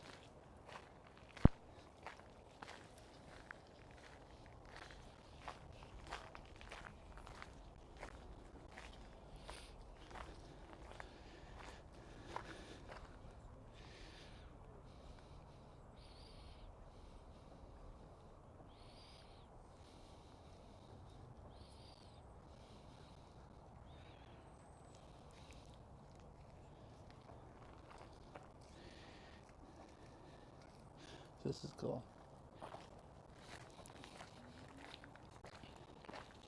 New Zealand. Some of the world's most unique plants.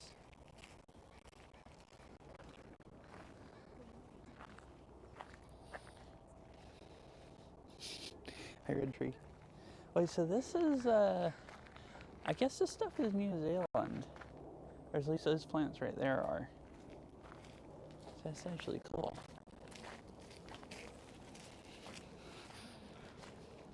How are you doing, red tree?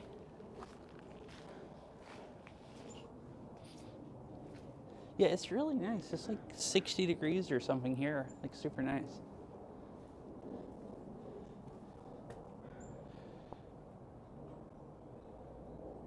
Oh, so this is all stuff in between 35 and 55 north and south latitudes. So, US, part of Canada, I guess the tip of Australia, New Zealand, and southern and South America, and like Europe and some of Asia. That's kind of cool. That's what this section is.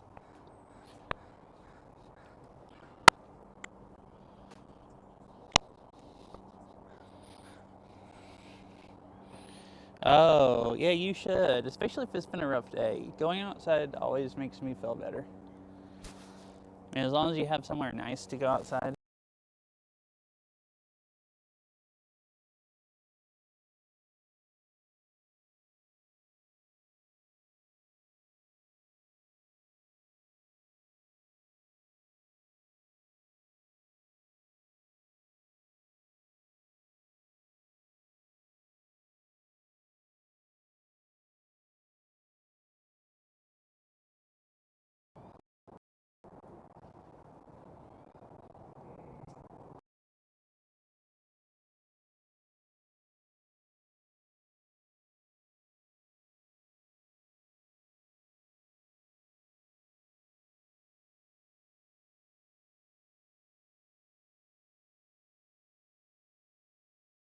It'll be better.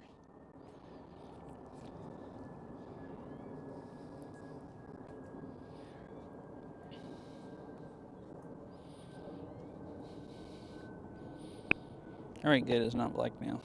I really like that I finally set up my GoPro where it turns the HUD off and everything, so I don't have to, anytime something messes up and I have to restart it, I don't have to go freaking, you know, mess with it for a while until the HUD goes off. These are all really cool also.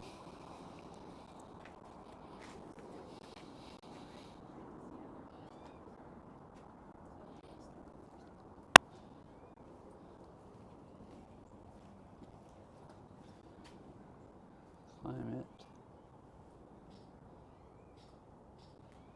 Oh, this tells about how much rain. So, Seattle gets 34.5 inches a year, which is a little bit less than New Zealand.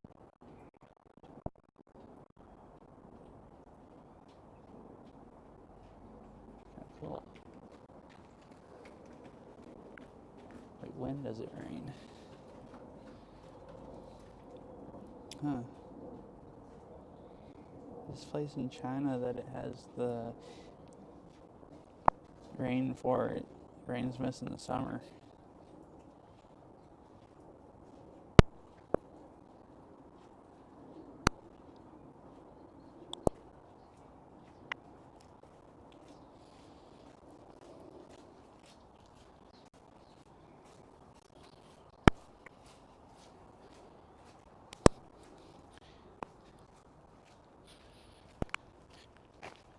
I shouldn't spend too much more time walking, like looking at stuff slow, because it's gonna start running out of daylight. I want to turn and show. This is one of the coolest things here. I like the building with the the dirt on top.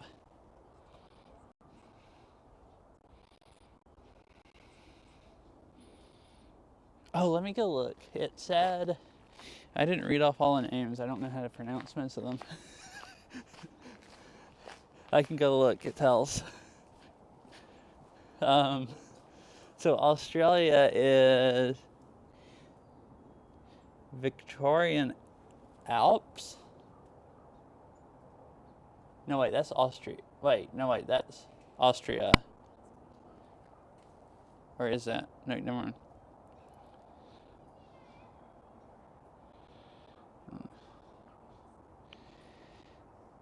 This, yeah. Well, but it only, this area only covers, I don't know if you can see this. This only covers the tip of Australia and New Zealand. Should be close enough that you can actually see. Oh, and most of Australia is dry, but I think the lower part of it there is not. So that would make sense. So somewhere in, wherever it is somewhere in that area. Oh, I was going to say on stream it looks like I'm touching the sign. I am not touching the sign. Okay, that makes sense. So it's just rainy down there. And I guess New Zealand, part of it's rainy.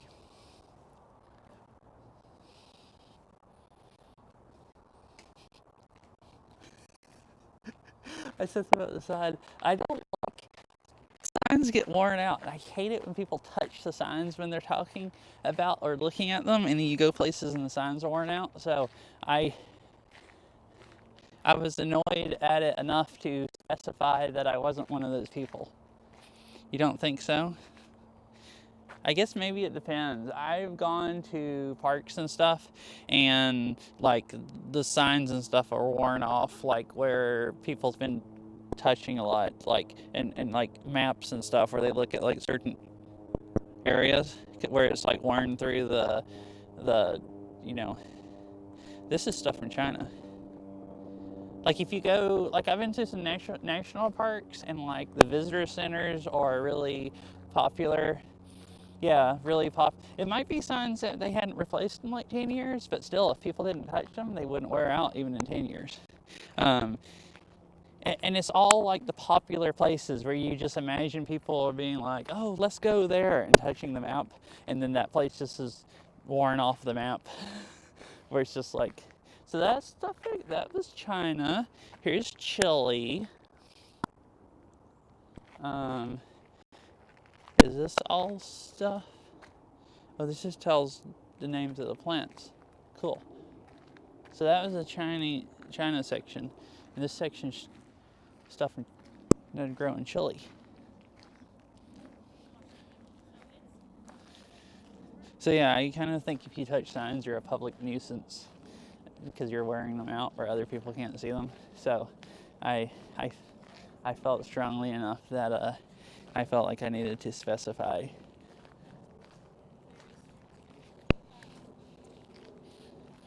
Yeah, that is actually what that is. So So. it's a historically a black neighborhood, and there's been a lot of Doug's just having a fun time cruising around. The cute doggo with his jacket on and everything.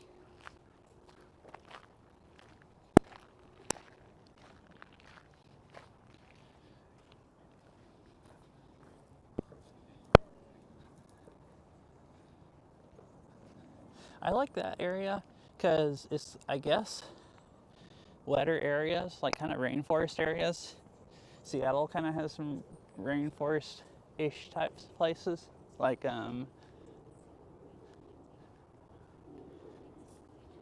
awesome. You're welcome, Red Tree. I've been doing that a lot. I streamed yesterday at a garden, and Beryl told me she went on a walk because she saw my stream. This is good. If people find them entertaining and I motivate people to get outside and have a nice time, that's like, you know, pretty successful. Yeah. Yeah, bye, Red Tree. Yeah, I hope you have a nice walk.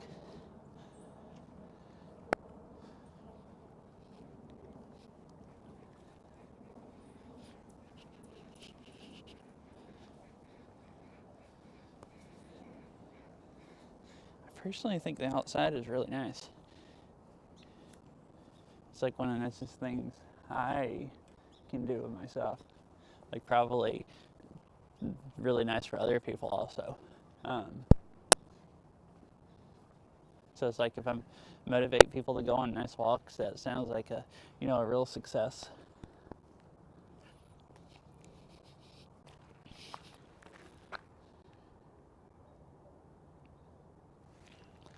There's a few really bright trees here.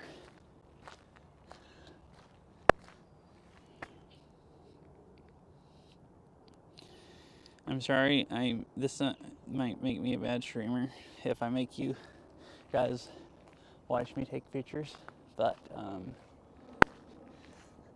it's the only way to really do really good, get pretty good pictures with a camera. I think I'm gonna head back out. I think I'll go back on this trail, but there's a cool section over there I want to walk through.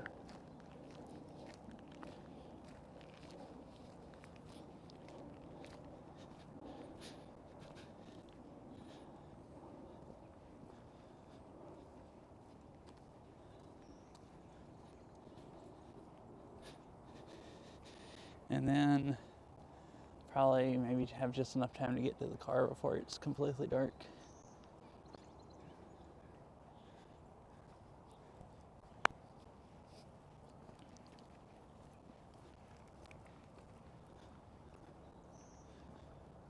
It's just a little side trail. Where was the other trail I was wanting to go on?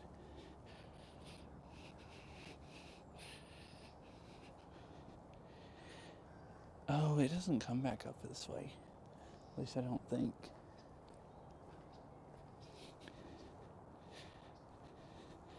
I can go down a trail here and go down to it. It'll be a slight detour.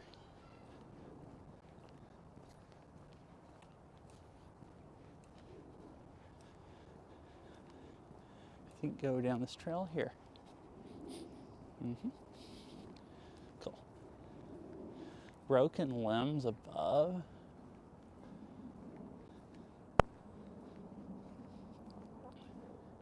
Maybe people are going into those trees to take pictures, and they're getting freaking walloped.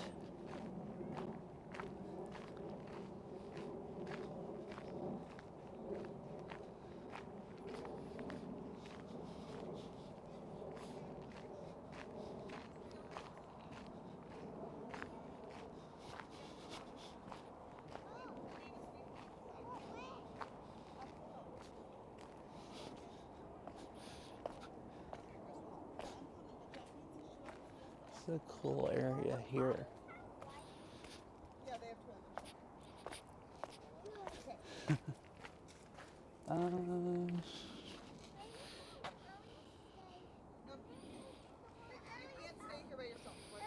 Right, the trail I wanted to go on is downhill, I think.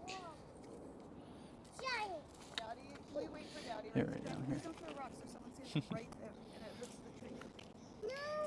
No throwing rocks. Can I throw this one? No. Jack, do not throw that rock. I'm gonna throw it. Do not throw the rock. Oh my goodness. Funny.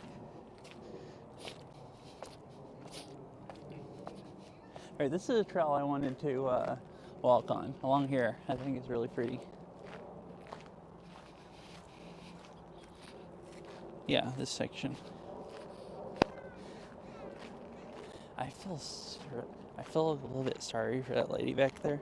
Both of her kids are picking up every rock they can find and just throwing them.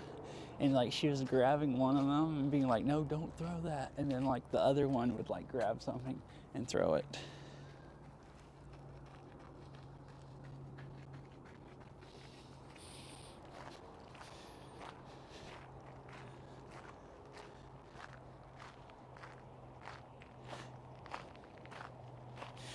One of them's like, can I throw this one? And went to like pick up a rock that was like as big as he was, and he couldn't pull it up out of the ground.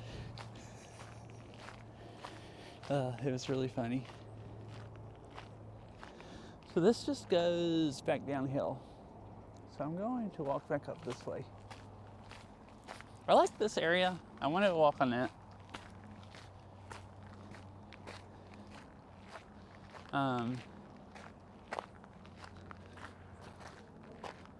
Oh, like climb up the Rocky Creek bed.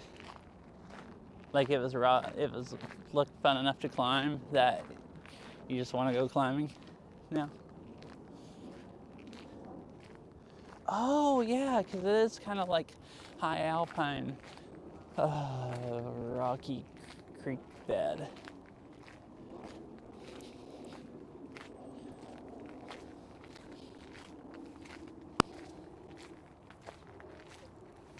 Oh really? Huh, I guess maybe so. That one trail we walked on, I haven't done that much rock climbing, but that trail that we walked on to get out to the rock climbing we did last time, that wasn't really much of a trail. It was maybe a little bit more of a trail than just going up those rocks, but not much more. All right. So this goes all the way back down to the other half. I'll go up this way.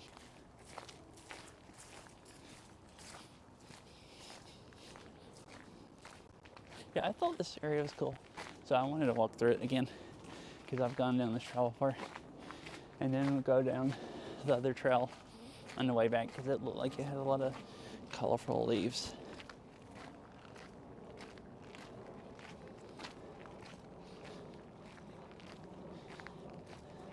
Kind of walked around this the wrong way, but it's not that much out of the way. Only took a couple extra minutes, I think.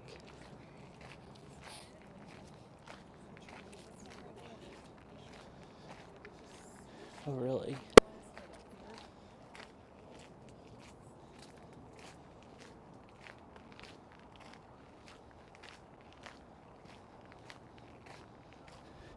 My goodness, I got close enough I can hear those kids screaming again. I mean, wasn't the place we went to pretty high traffic? Or is that pretty low traffic for a... I guess probably low traffic. There was like other people there climbing, but it wasn't near as busy as like Vantage. And I guess maybe compared to the places you climb, maybe Vantage is even like low traffic.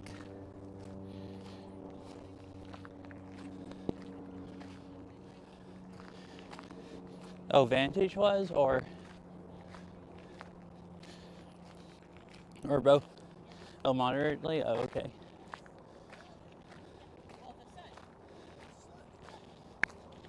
Oh, you meant moderately high traffic. And, all right. I wasn't sure what you meant when you said miserably high. I thought it just actually meant miserably.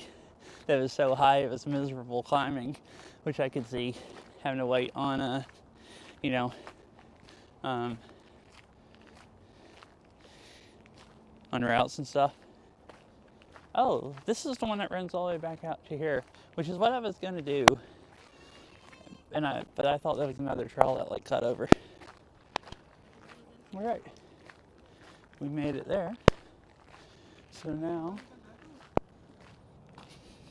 we'll head back this way towards, and I'm on the complete other side of the park from where I parked. I might have to do some more, if it starts getting darker where the camera can't pick up, I might do some speedier hiking. Where it doesn't look nice. It's starting to actually look dark on stream.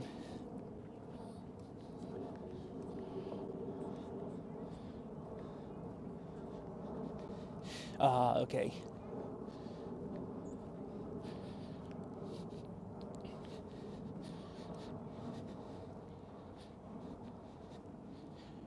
Oh yeah, because the first day at Vantage had quite a few people, but wasn't like crazy. The feathers, I remember it being kind of hard to find even a route with people not on it sometimes. It's like almost every route just had freaking people.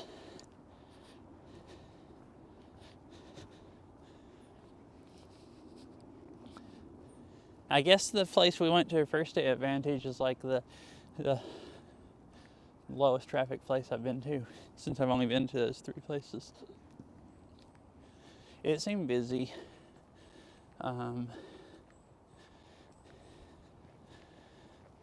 When we were there, because I wasn't expecting really climbing places to be, or at least not that far away, to be that popular. Then we went to Feathers the next day and just thought that was insane, the amount of people there climbing.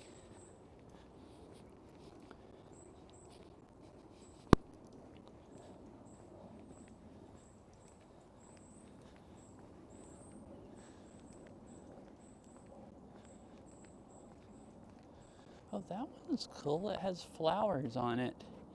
And the leaves are changing at the same time. That's funky. I'm not used to trees like flowering like that late. Or flowering and losing their leaves at the same time.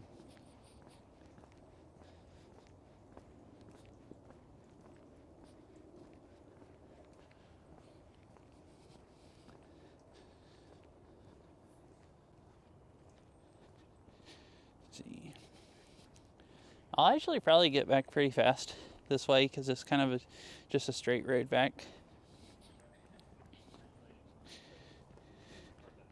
So I think there's some. Especially in the Pacific Northwest. Like, The other trail I was going to go on ran back into this right there.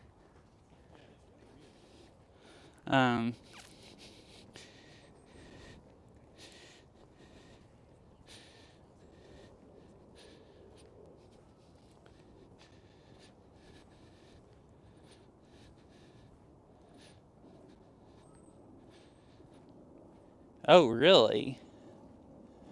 Oh, so most client, that's what I would say was like, would seem pretty moderately like busy. Like if it's just 1 to 3 parties in a day, and those people probably with like a few different routes. So like there might be people there all day because those people would climb for a few hours, but you could go there and find stuff to climb. I'm gonna go down here. This is a pretty looking trail.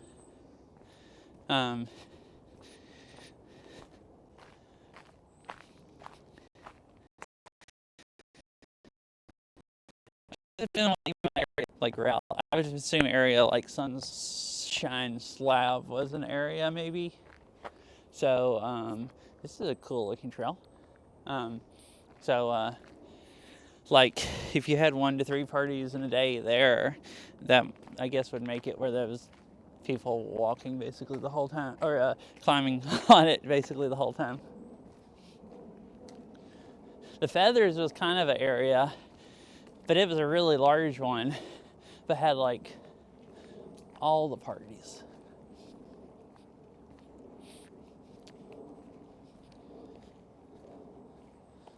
Huh.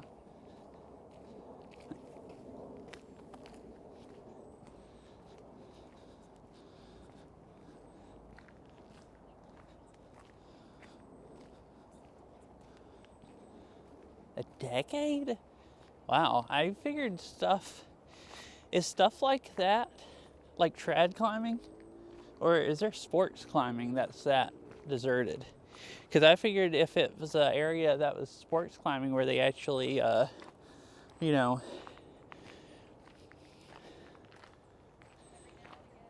set up a route, it would be like pretty busy. It would be because there was enough people to be worth someone taking their time to, put in the anchors and stuff.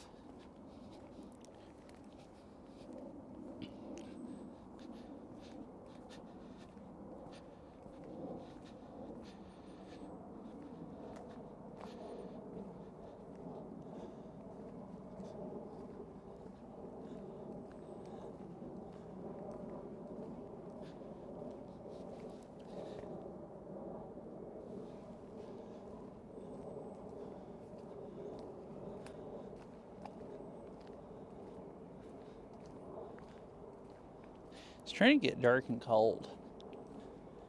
It's been pleasant, but my hands are starting to get cold. Not having gloves on.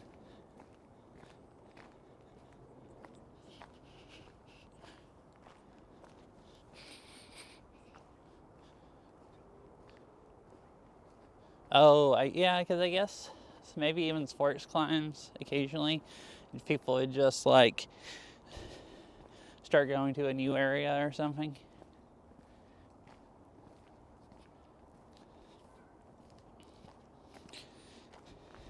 Going this way, the other road might have been more scenic because it had some pretty cool stuff if I remember it. Oh, well, I can cut back over to it now, right up here if I want.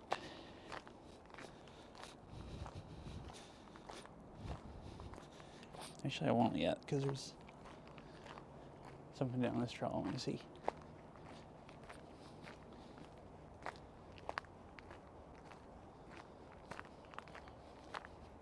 Yeah, I could see like routes, like especially trad ones, like that would make sense. There's probably a lot more trad routes because, you know, I don't actually know what's entailed in making routes, but I'm sure, it's definitely less effort unless it's harder to, you know, I guess I feel like it'd be less effort. It'd be easier for somebody to climb it the first time. Unless they, probably if it's stuff that you can trad climb or whatever, and then decide it's a good route and do whatever they do to make it a route. I guess we went to a pretty broad range of places because, like, you know,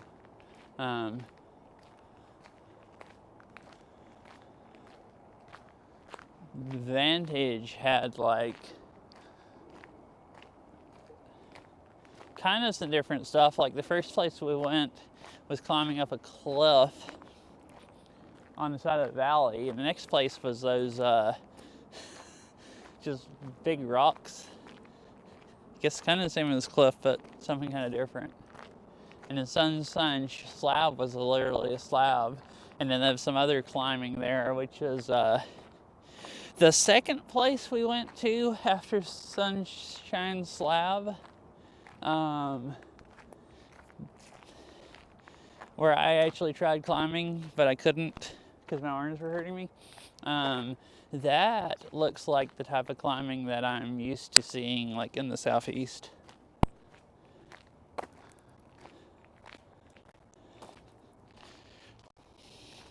Wait, that's what it's called? Grit scone? The heck?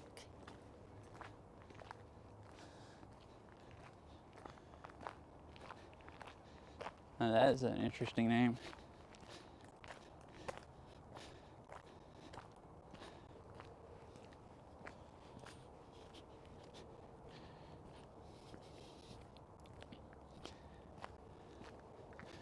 It's starting to get dark under here. Oh, here's the thing. Look up here. I saw this on Google Maps. It showed up. It's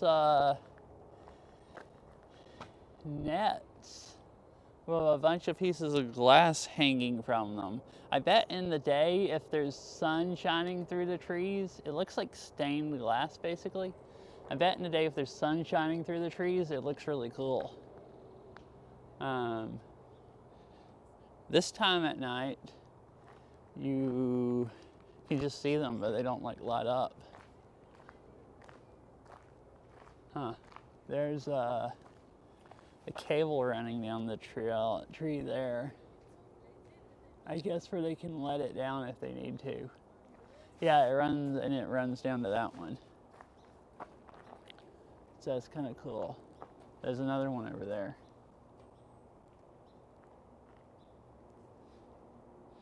It's kind of interesting. It's just too dark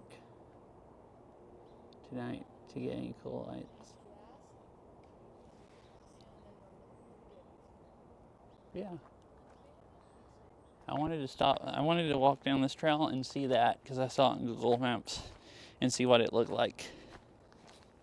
I should have come this way first if I had thought about that, or thought about I might be walking back in the dark. I'm gonna go this way and cut back over the road. Actually, how far does that go?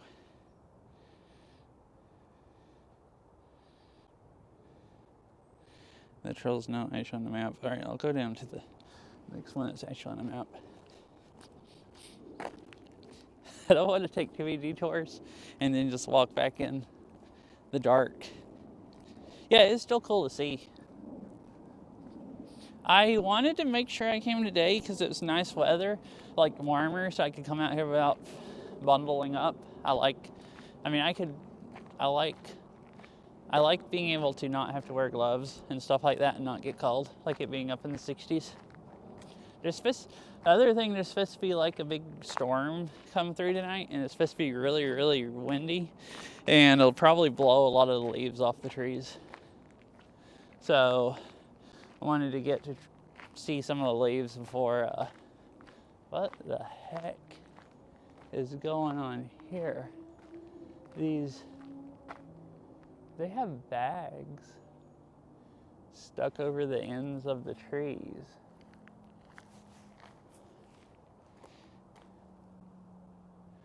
Hemlock, woody, something research underway. Is a small aphid like insect that feeds on hemlock trees. Oh, I guess these trees have like a thing feeding on them, and they're doing research. Maybe.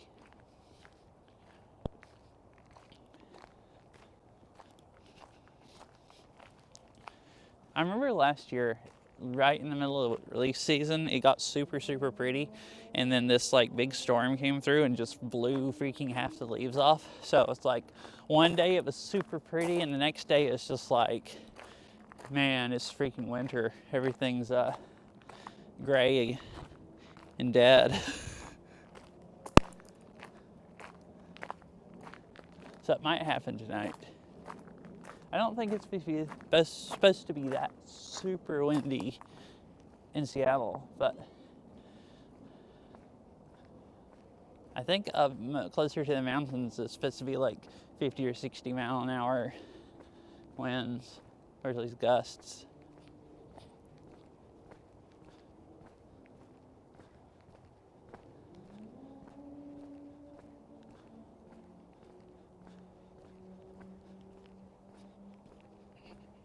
Which I figured, 60 mile an hour wind gusts is enough to de-leaf trees where the leaves are a lot of ways through turning.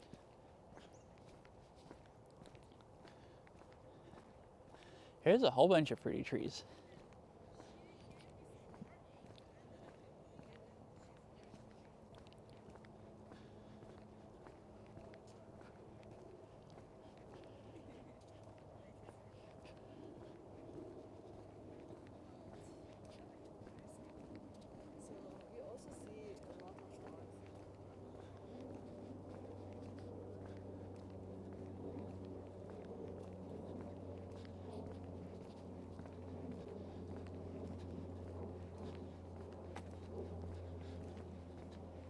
So what's crazy about this garden?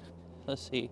I think I got back over to this area like 4:30. I've been walking here for like an hour and a half, and my phone still takes good pictures with this light. I haven't walked through even close to half the trails.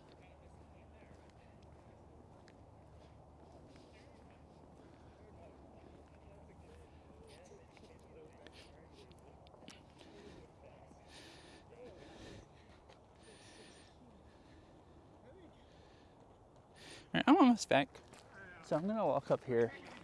I think it's light enough to see the maples, and this is the maple area. Japanese maples. Sign right there.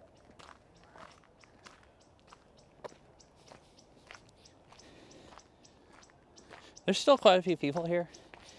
It's not actually sunset yet, so I'm not worried, at least yet, about getting locked in the parking lot.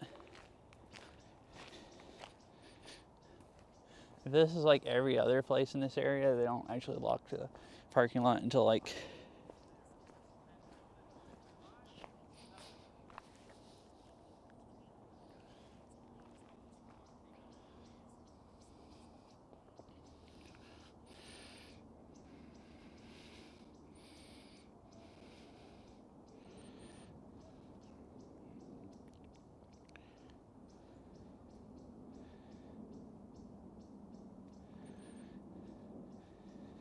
oh, okay.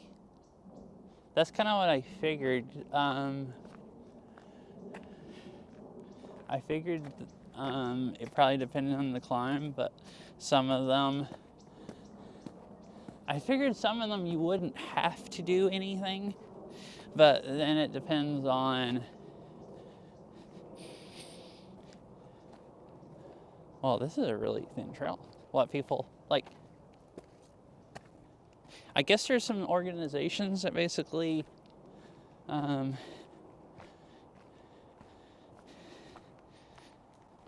climbing places, I assume, that kind of regulate it all. And I thought, well, maybe for something to be a climb, they make people do a whole bunch of this stuff.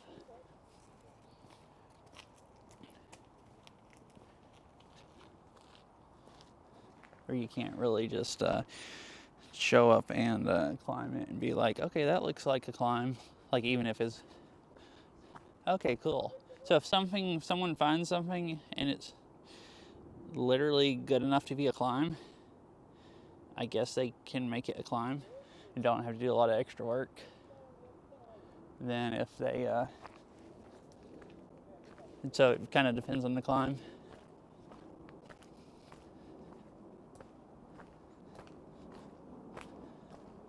Oh, I walked up that trail earlier on this side of this area.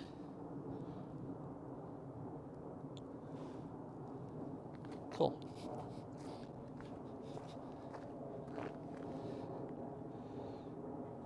This is actually really pretty, the lighting with the sky lit up, at least on my phone.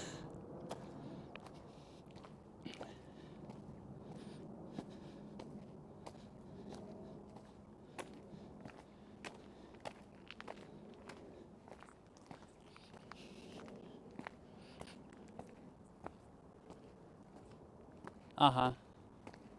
That's actually really cool.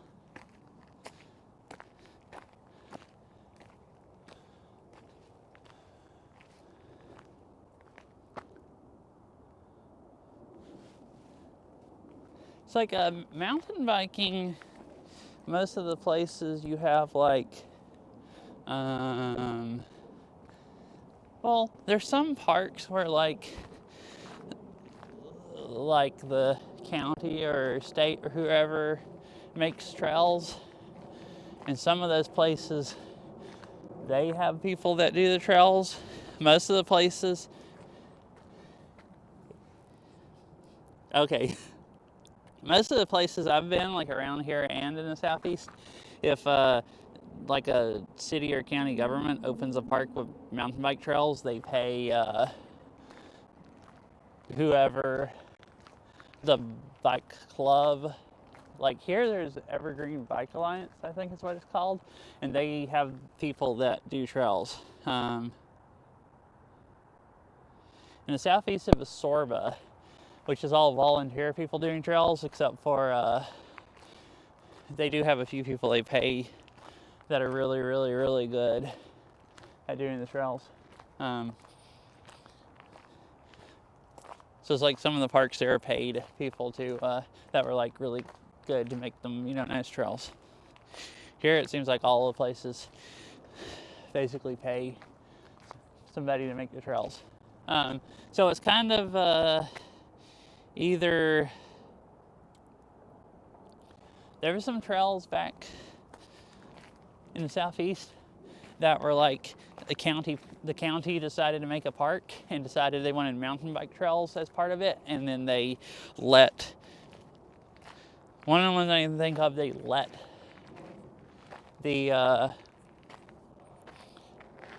I see. Yeah, the one I'm thinking about, it was a park. The county decided they wanted mountain bike trails, so they let the bike club build them. They built them all with volunteer work.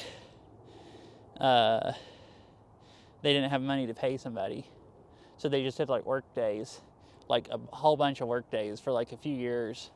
I think it took them a few years.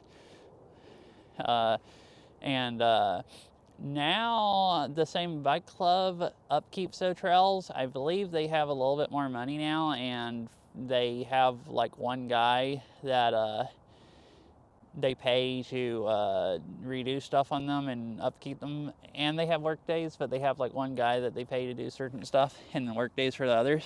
But like, there's trails there. Oh, I see. Okay. Yeah, and where I'm from Chattanooga, and the county there and city and everything was really trying to like grow outdoor stuff. So they were completely happy with having more trails. It seemed like there's a ton of trails there compared to how there were like 10 or 15 years ago. Like, they've been for the last like 10 or 15 years trying to like make way more mountain bike trails, and there's just like a whole bunch of new trail systems. Like, compared to, I'm saying 10 or 15 years, compared to like when I started mountain biking like 15 years ago, like, or like when I mountain biked like 20 years ago, like a lot of the systems that are there now, like I rode when they first opened and went to some of the work days and helped do some of the stuff. And then like some of those are like really old now, and I haven't ridden them in years, but like there's some newer ones that I've ridden, and I haven't mountain biked near as much in years. I've actually mountain biked up here this summer more than I have anywhere else in a long time.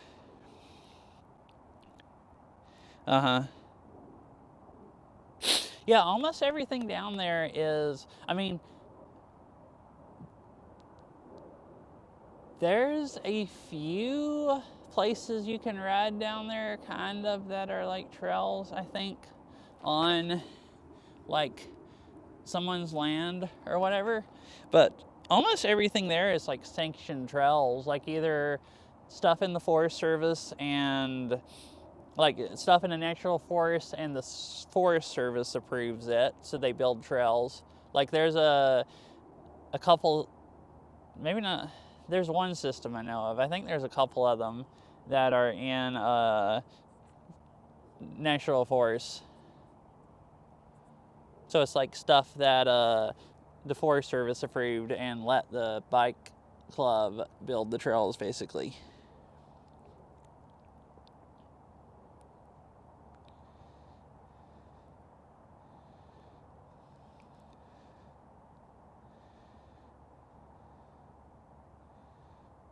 Wait, why isn't it chat loading?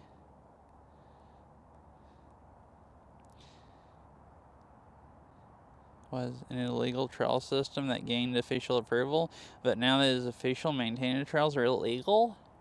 How is it illegal to maintain them if it's officially been approved? I mean, that is idiotic.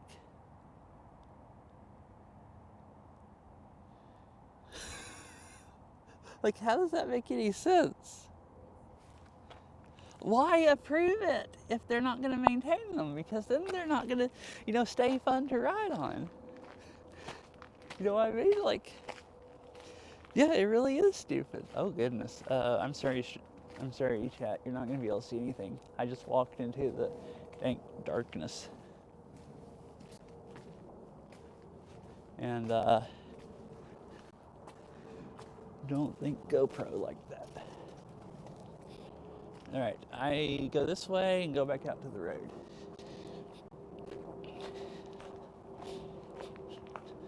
Yeah, that is really stupid. I don't know if there's an unofficial trail system in this area that I've ridden at a few times.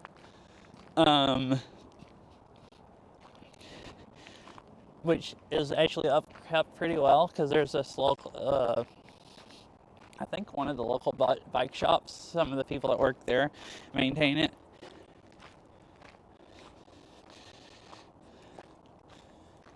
That is, yeah, I mean, it is really stupid.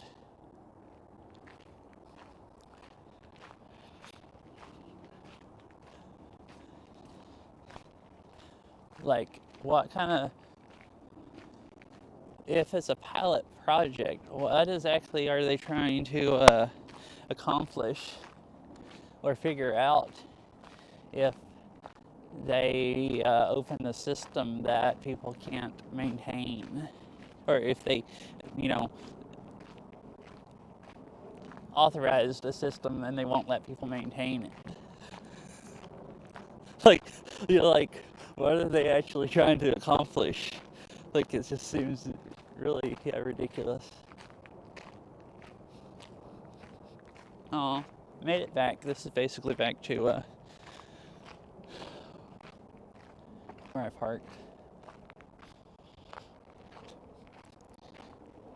Trying to decide what to do now. I was gonna look at traffic. It might take a very extended time to get home. So I was almost thinking about trying to decide if I could find something else to do.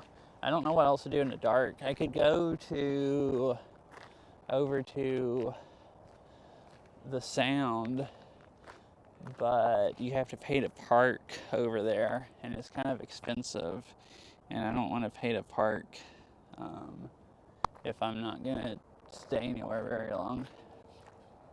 If I'm just like out waiting traffic for 45 minutes.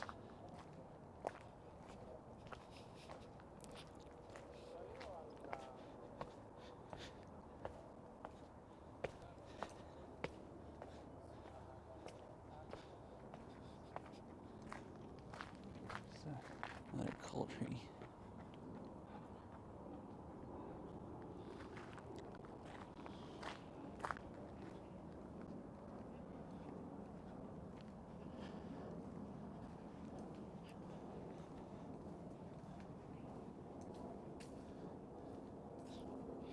Oh, I don't know how light it is, how good you can see this. This is kind of cool. There's a walkway here with whatever kind of shelter this is with vines growing over it.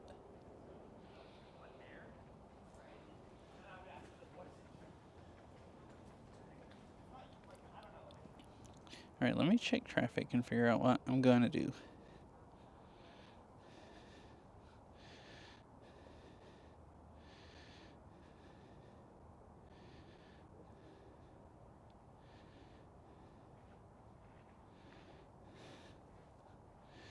Wow, it actually only takes 10 more minutes to get home than it did for me to get here. I guess maybe it's late enough that rush hour has kind of ended.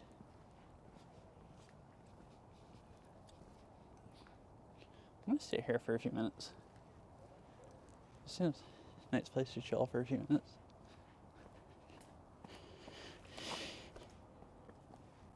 Thought it'd be like 7 before rush hour really got better. But maybe it's...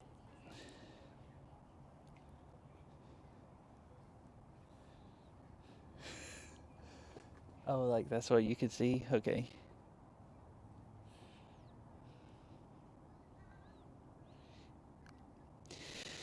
If you want to see better, I could switch to my phone.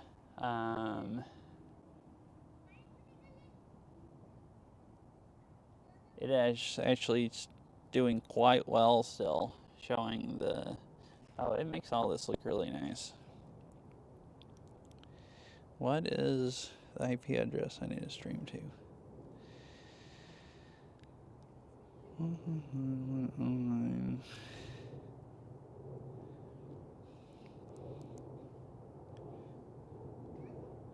All right. I mean, it's either that do this stuff while waiting in traffic is even better, or just stop.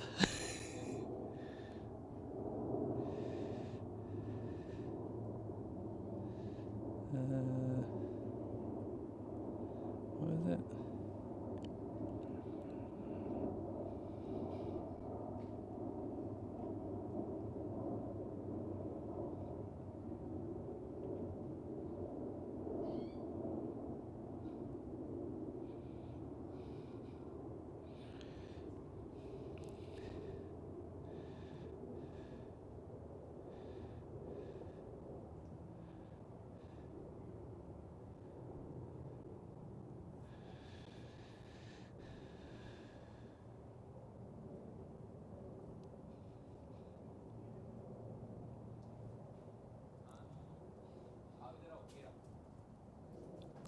Oh.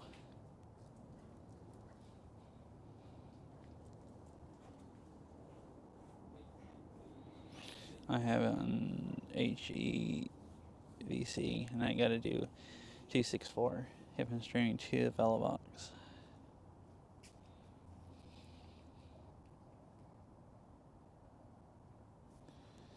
Oh.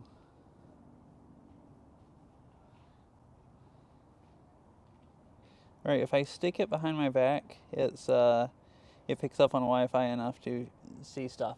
Right. I want to see if it works. If he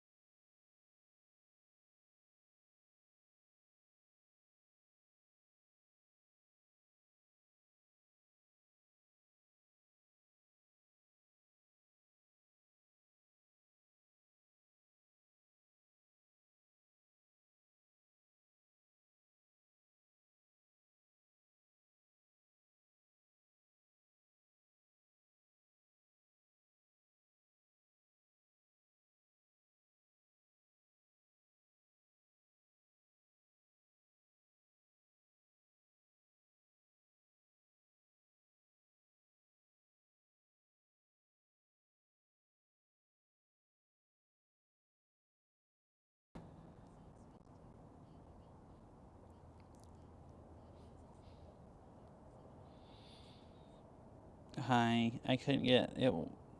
Something's not working right, so I gave up.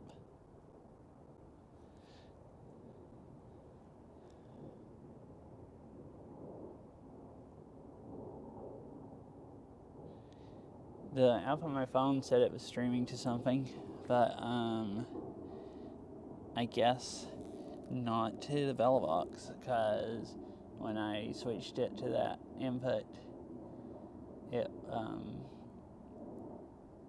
it wouldn't get any video and send it out. It wasn't getting any. I might have typed in an IP address wrong. I might have deleted part of the other link, and I might have also forgot to change one of the settings. Because if I stream from my phone to my computer versus my phone to my Velobox, I have to change stuff. And I don't remember right now, so I just gave up. I thought, well, I don't want to do this live on stream with it just on reconnecting.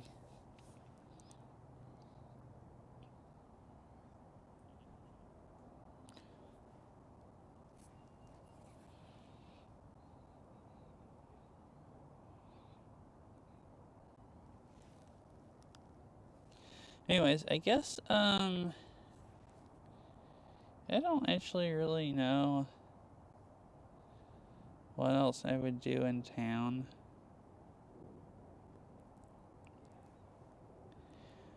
I was trying to think of somewhere cool to go that was free, and I could just keep streaming and stream there.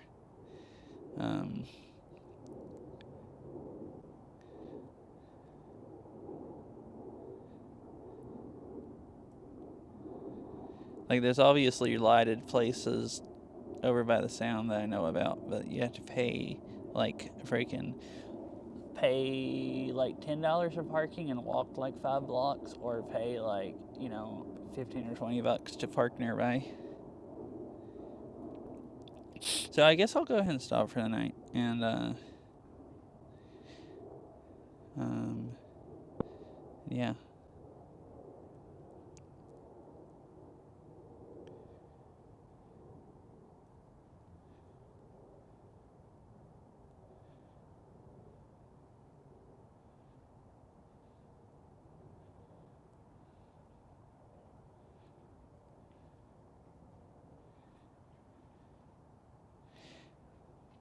It's going to take me a while to get home, but I could stream some driving, but I'd have to make sure my phone, if I don't want to, well, actually, going through town, I could probably just stream from the phone, and it'd mostly work. But I'm kind of tired. Don't know if I feel like that anyways.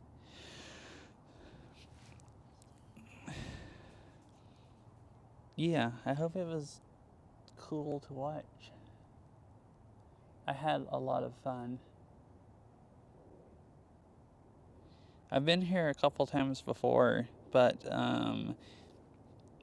I'd never walked out to the water on the other side and seen any of that, like that boardwalk, or I guess concrete walk, since the bottom of it's made of concrete.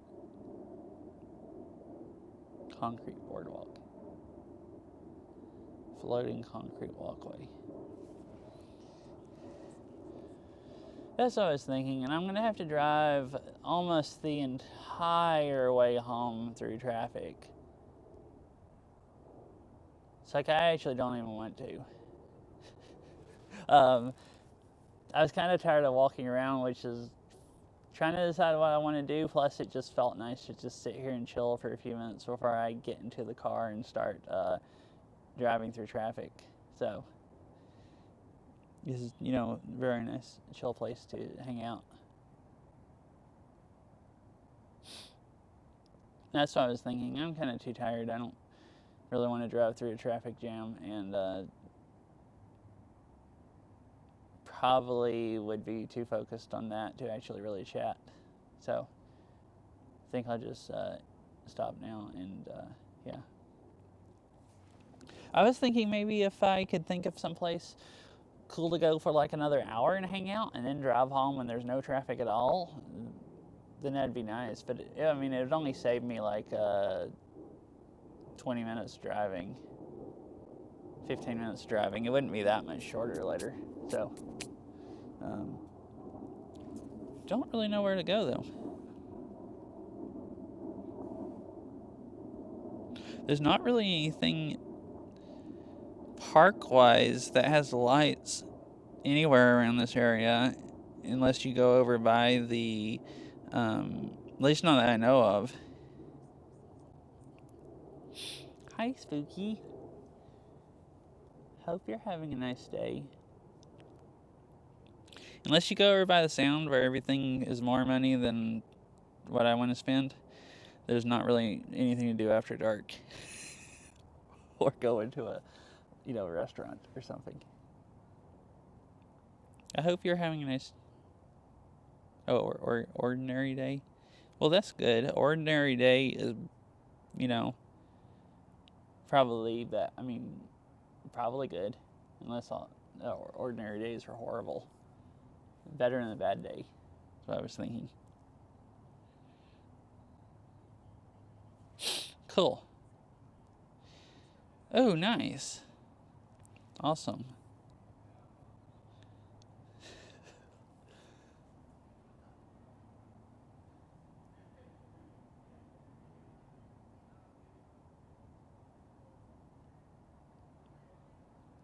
Cool. I hope you enjoyed watching, if you watched much of it.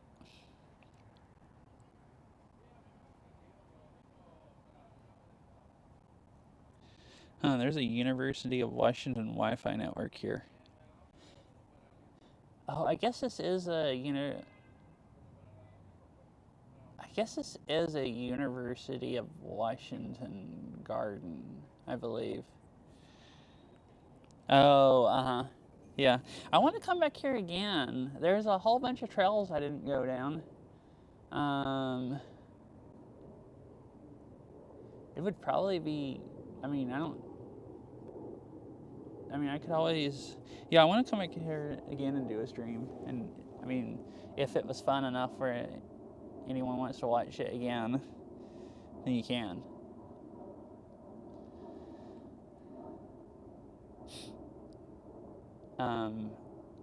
It'd at least be fun to walk around. I'd have fun. And then if someone else gets, hangs out and likes it, that'd be cool too. Today and my garden stream yesterday, both days I motivated somebody to go outside on a walk, which seems, definitely worthwhile.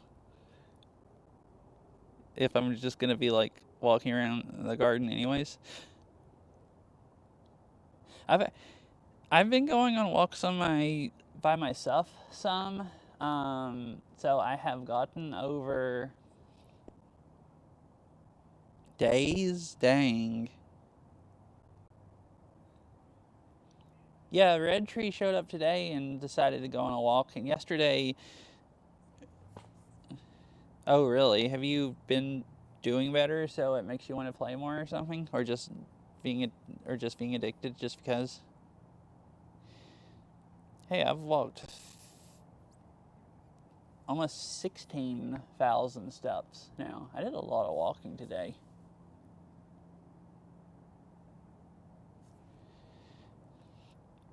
How many miles does it say? 7.5 miles. I walked around this garden for. My goodness. I didn't realize I walked that much. I did a little walking before, but I probably walked like 7 miles. Oh, okay. Oh, nice. Yeah, and I guess that would make you more addicted to the game, plus motivate you to play more if you're like close to catching them. You feel like you're making progress. Well, that's cool. Yeah, I've seen a few nights. I've lurked some of your streams and seen you streaming pretty freaking late, I think. Oh. Oh, dang. That is pretty cool. Well, congrats.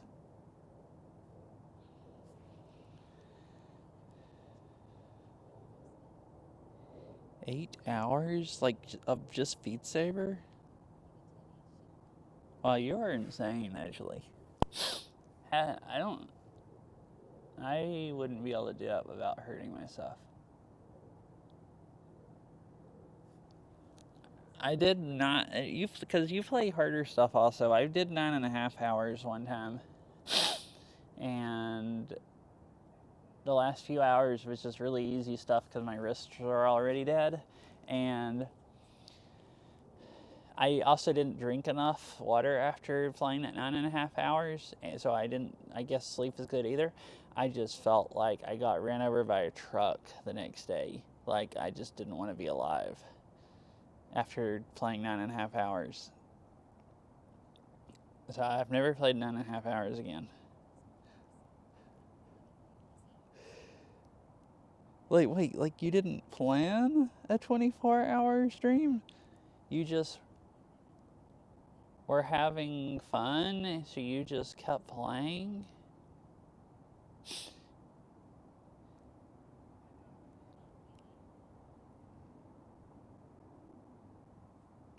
Dang. I can't imagine still being able to have fun after, like, oh, I mean, yeah. I mean, if you feel fine and you're having a nice time and you're not hurting yourself, like, there's no, I guess, no reason not to.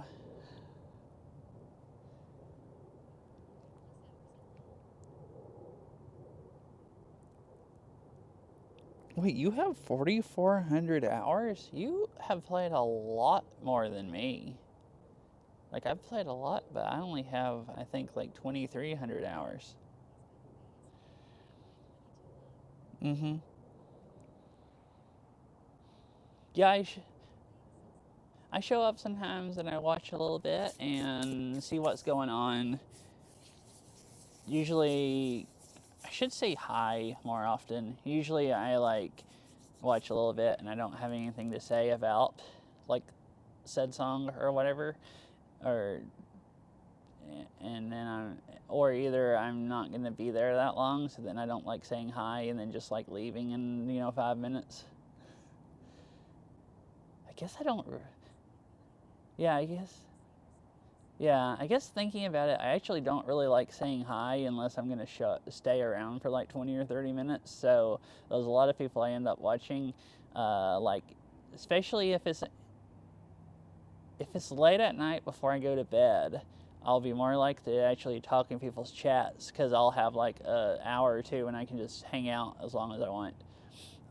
I'm really bad about saying hi to people in the afternoon because I usually have other stuff I'm doing, and I'll like go watch the stream and I'll be like, no, I can't say hi. Then I'm gonna want to stay here and I need to go get this other stuff done and crap. So I just will a lot of times just not like watch people that much or not talk either.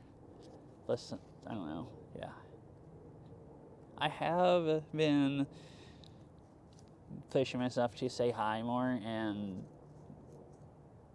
because sometimes it's just scary also, and it's not as scary as you think it is. Or at least most of the time.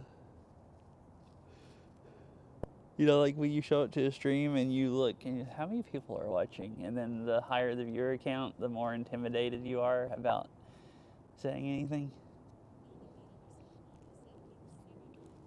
Oh, hi, Namaki. I ran out of daylight, so I'm just sitting here. There's people over in the parking lot talking, otherwise I'd be worried about getting locked in. Well, I mean, unless they got locked in. And I think I'm safe to just sit here right now. This is all lit like it doesn't close.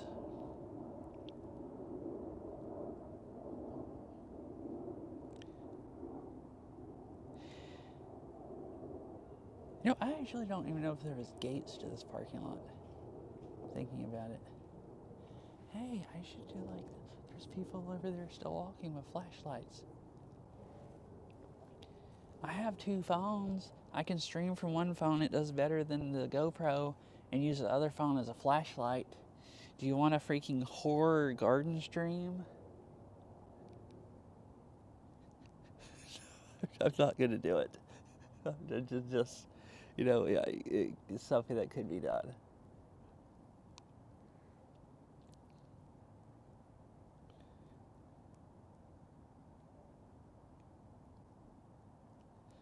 This does look kind of scary on stream. But I hope you're having a day, Namaki. VOD should be up if you want to see some of the nice pretty leaves from earlier, if you weren't here earlier.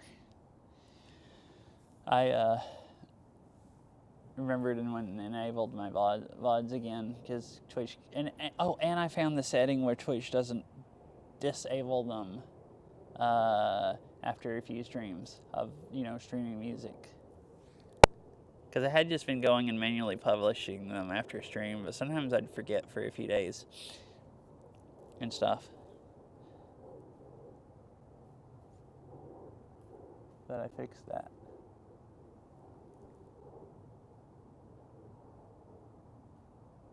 Alright, I guess I'm going to go ahead and find someone to raid and stop. If I'm not going to...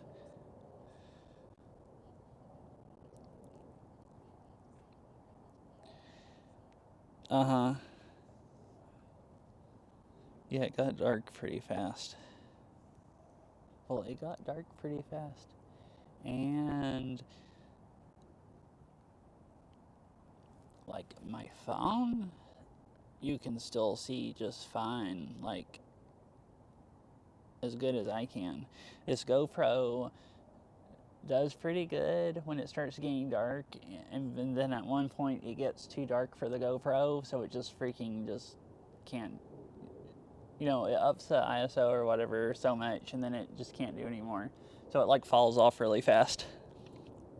Seems like also. Like, it'll be dark, and you'll still be able to see on the stream, and it'll get just slightly more dark. Like, I had to watch my stream quite a few times to get used to it. It just gets slightly more dark, so I just figure you can't see as good on stream, but it's like, nope, it's just pitch black now. Even, it's at that one point, it just falls off a cliff.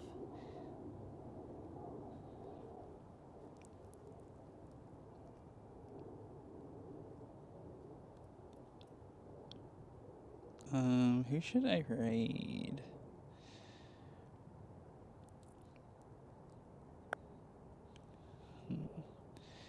Tara's playing Satisfactory. Ooh, Saria's streaming Beat Saber.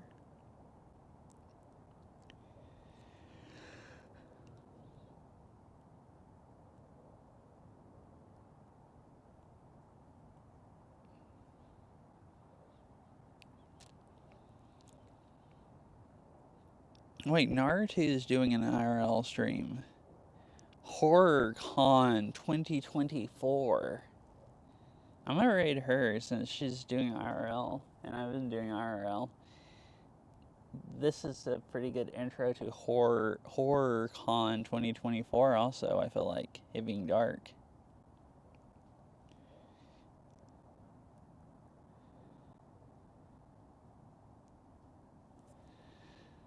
Cool. Well, good night, everyone. Hope you all have a nice rest of your evening.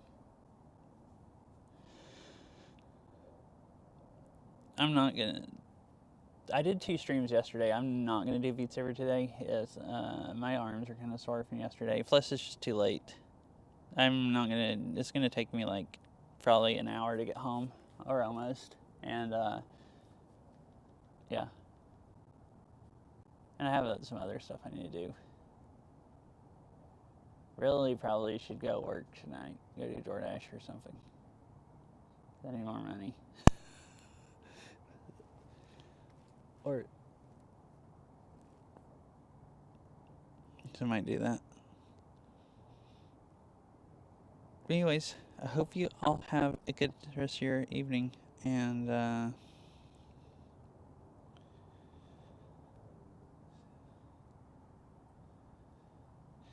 I'll see you all later. You just have to wait for the raid to start. I don't know how to start them early on mobile.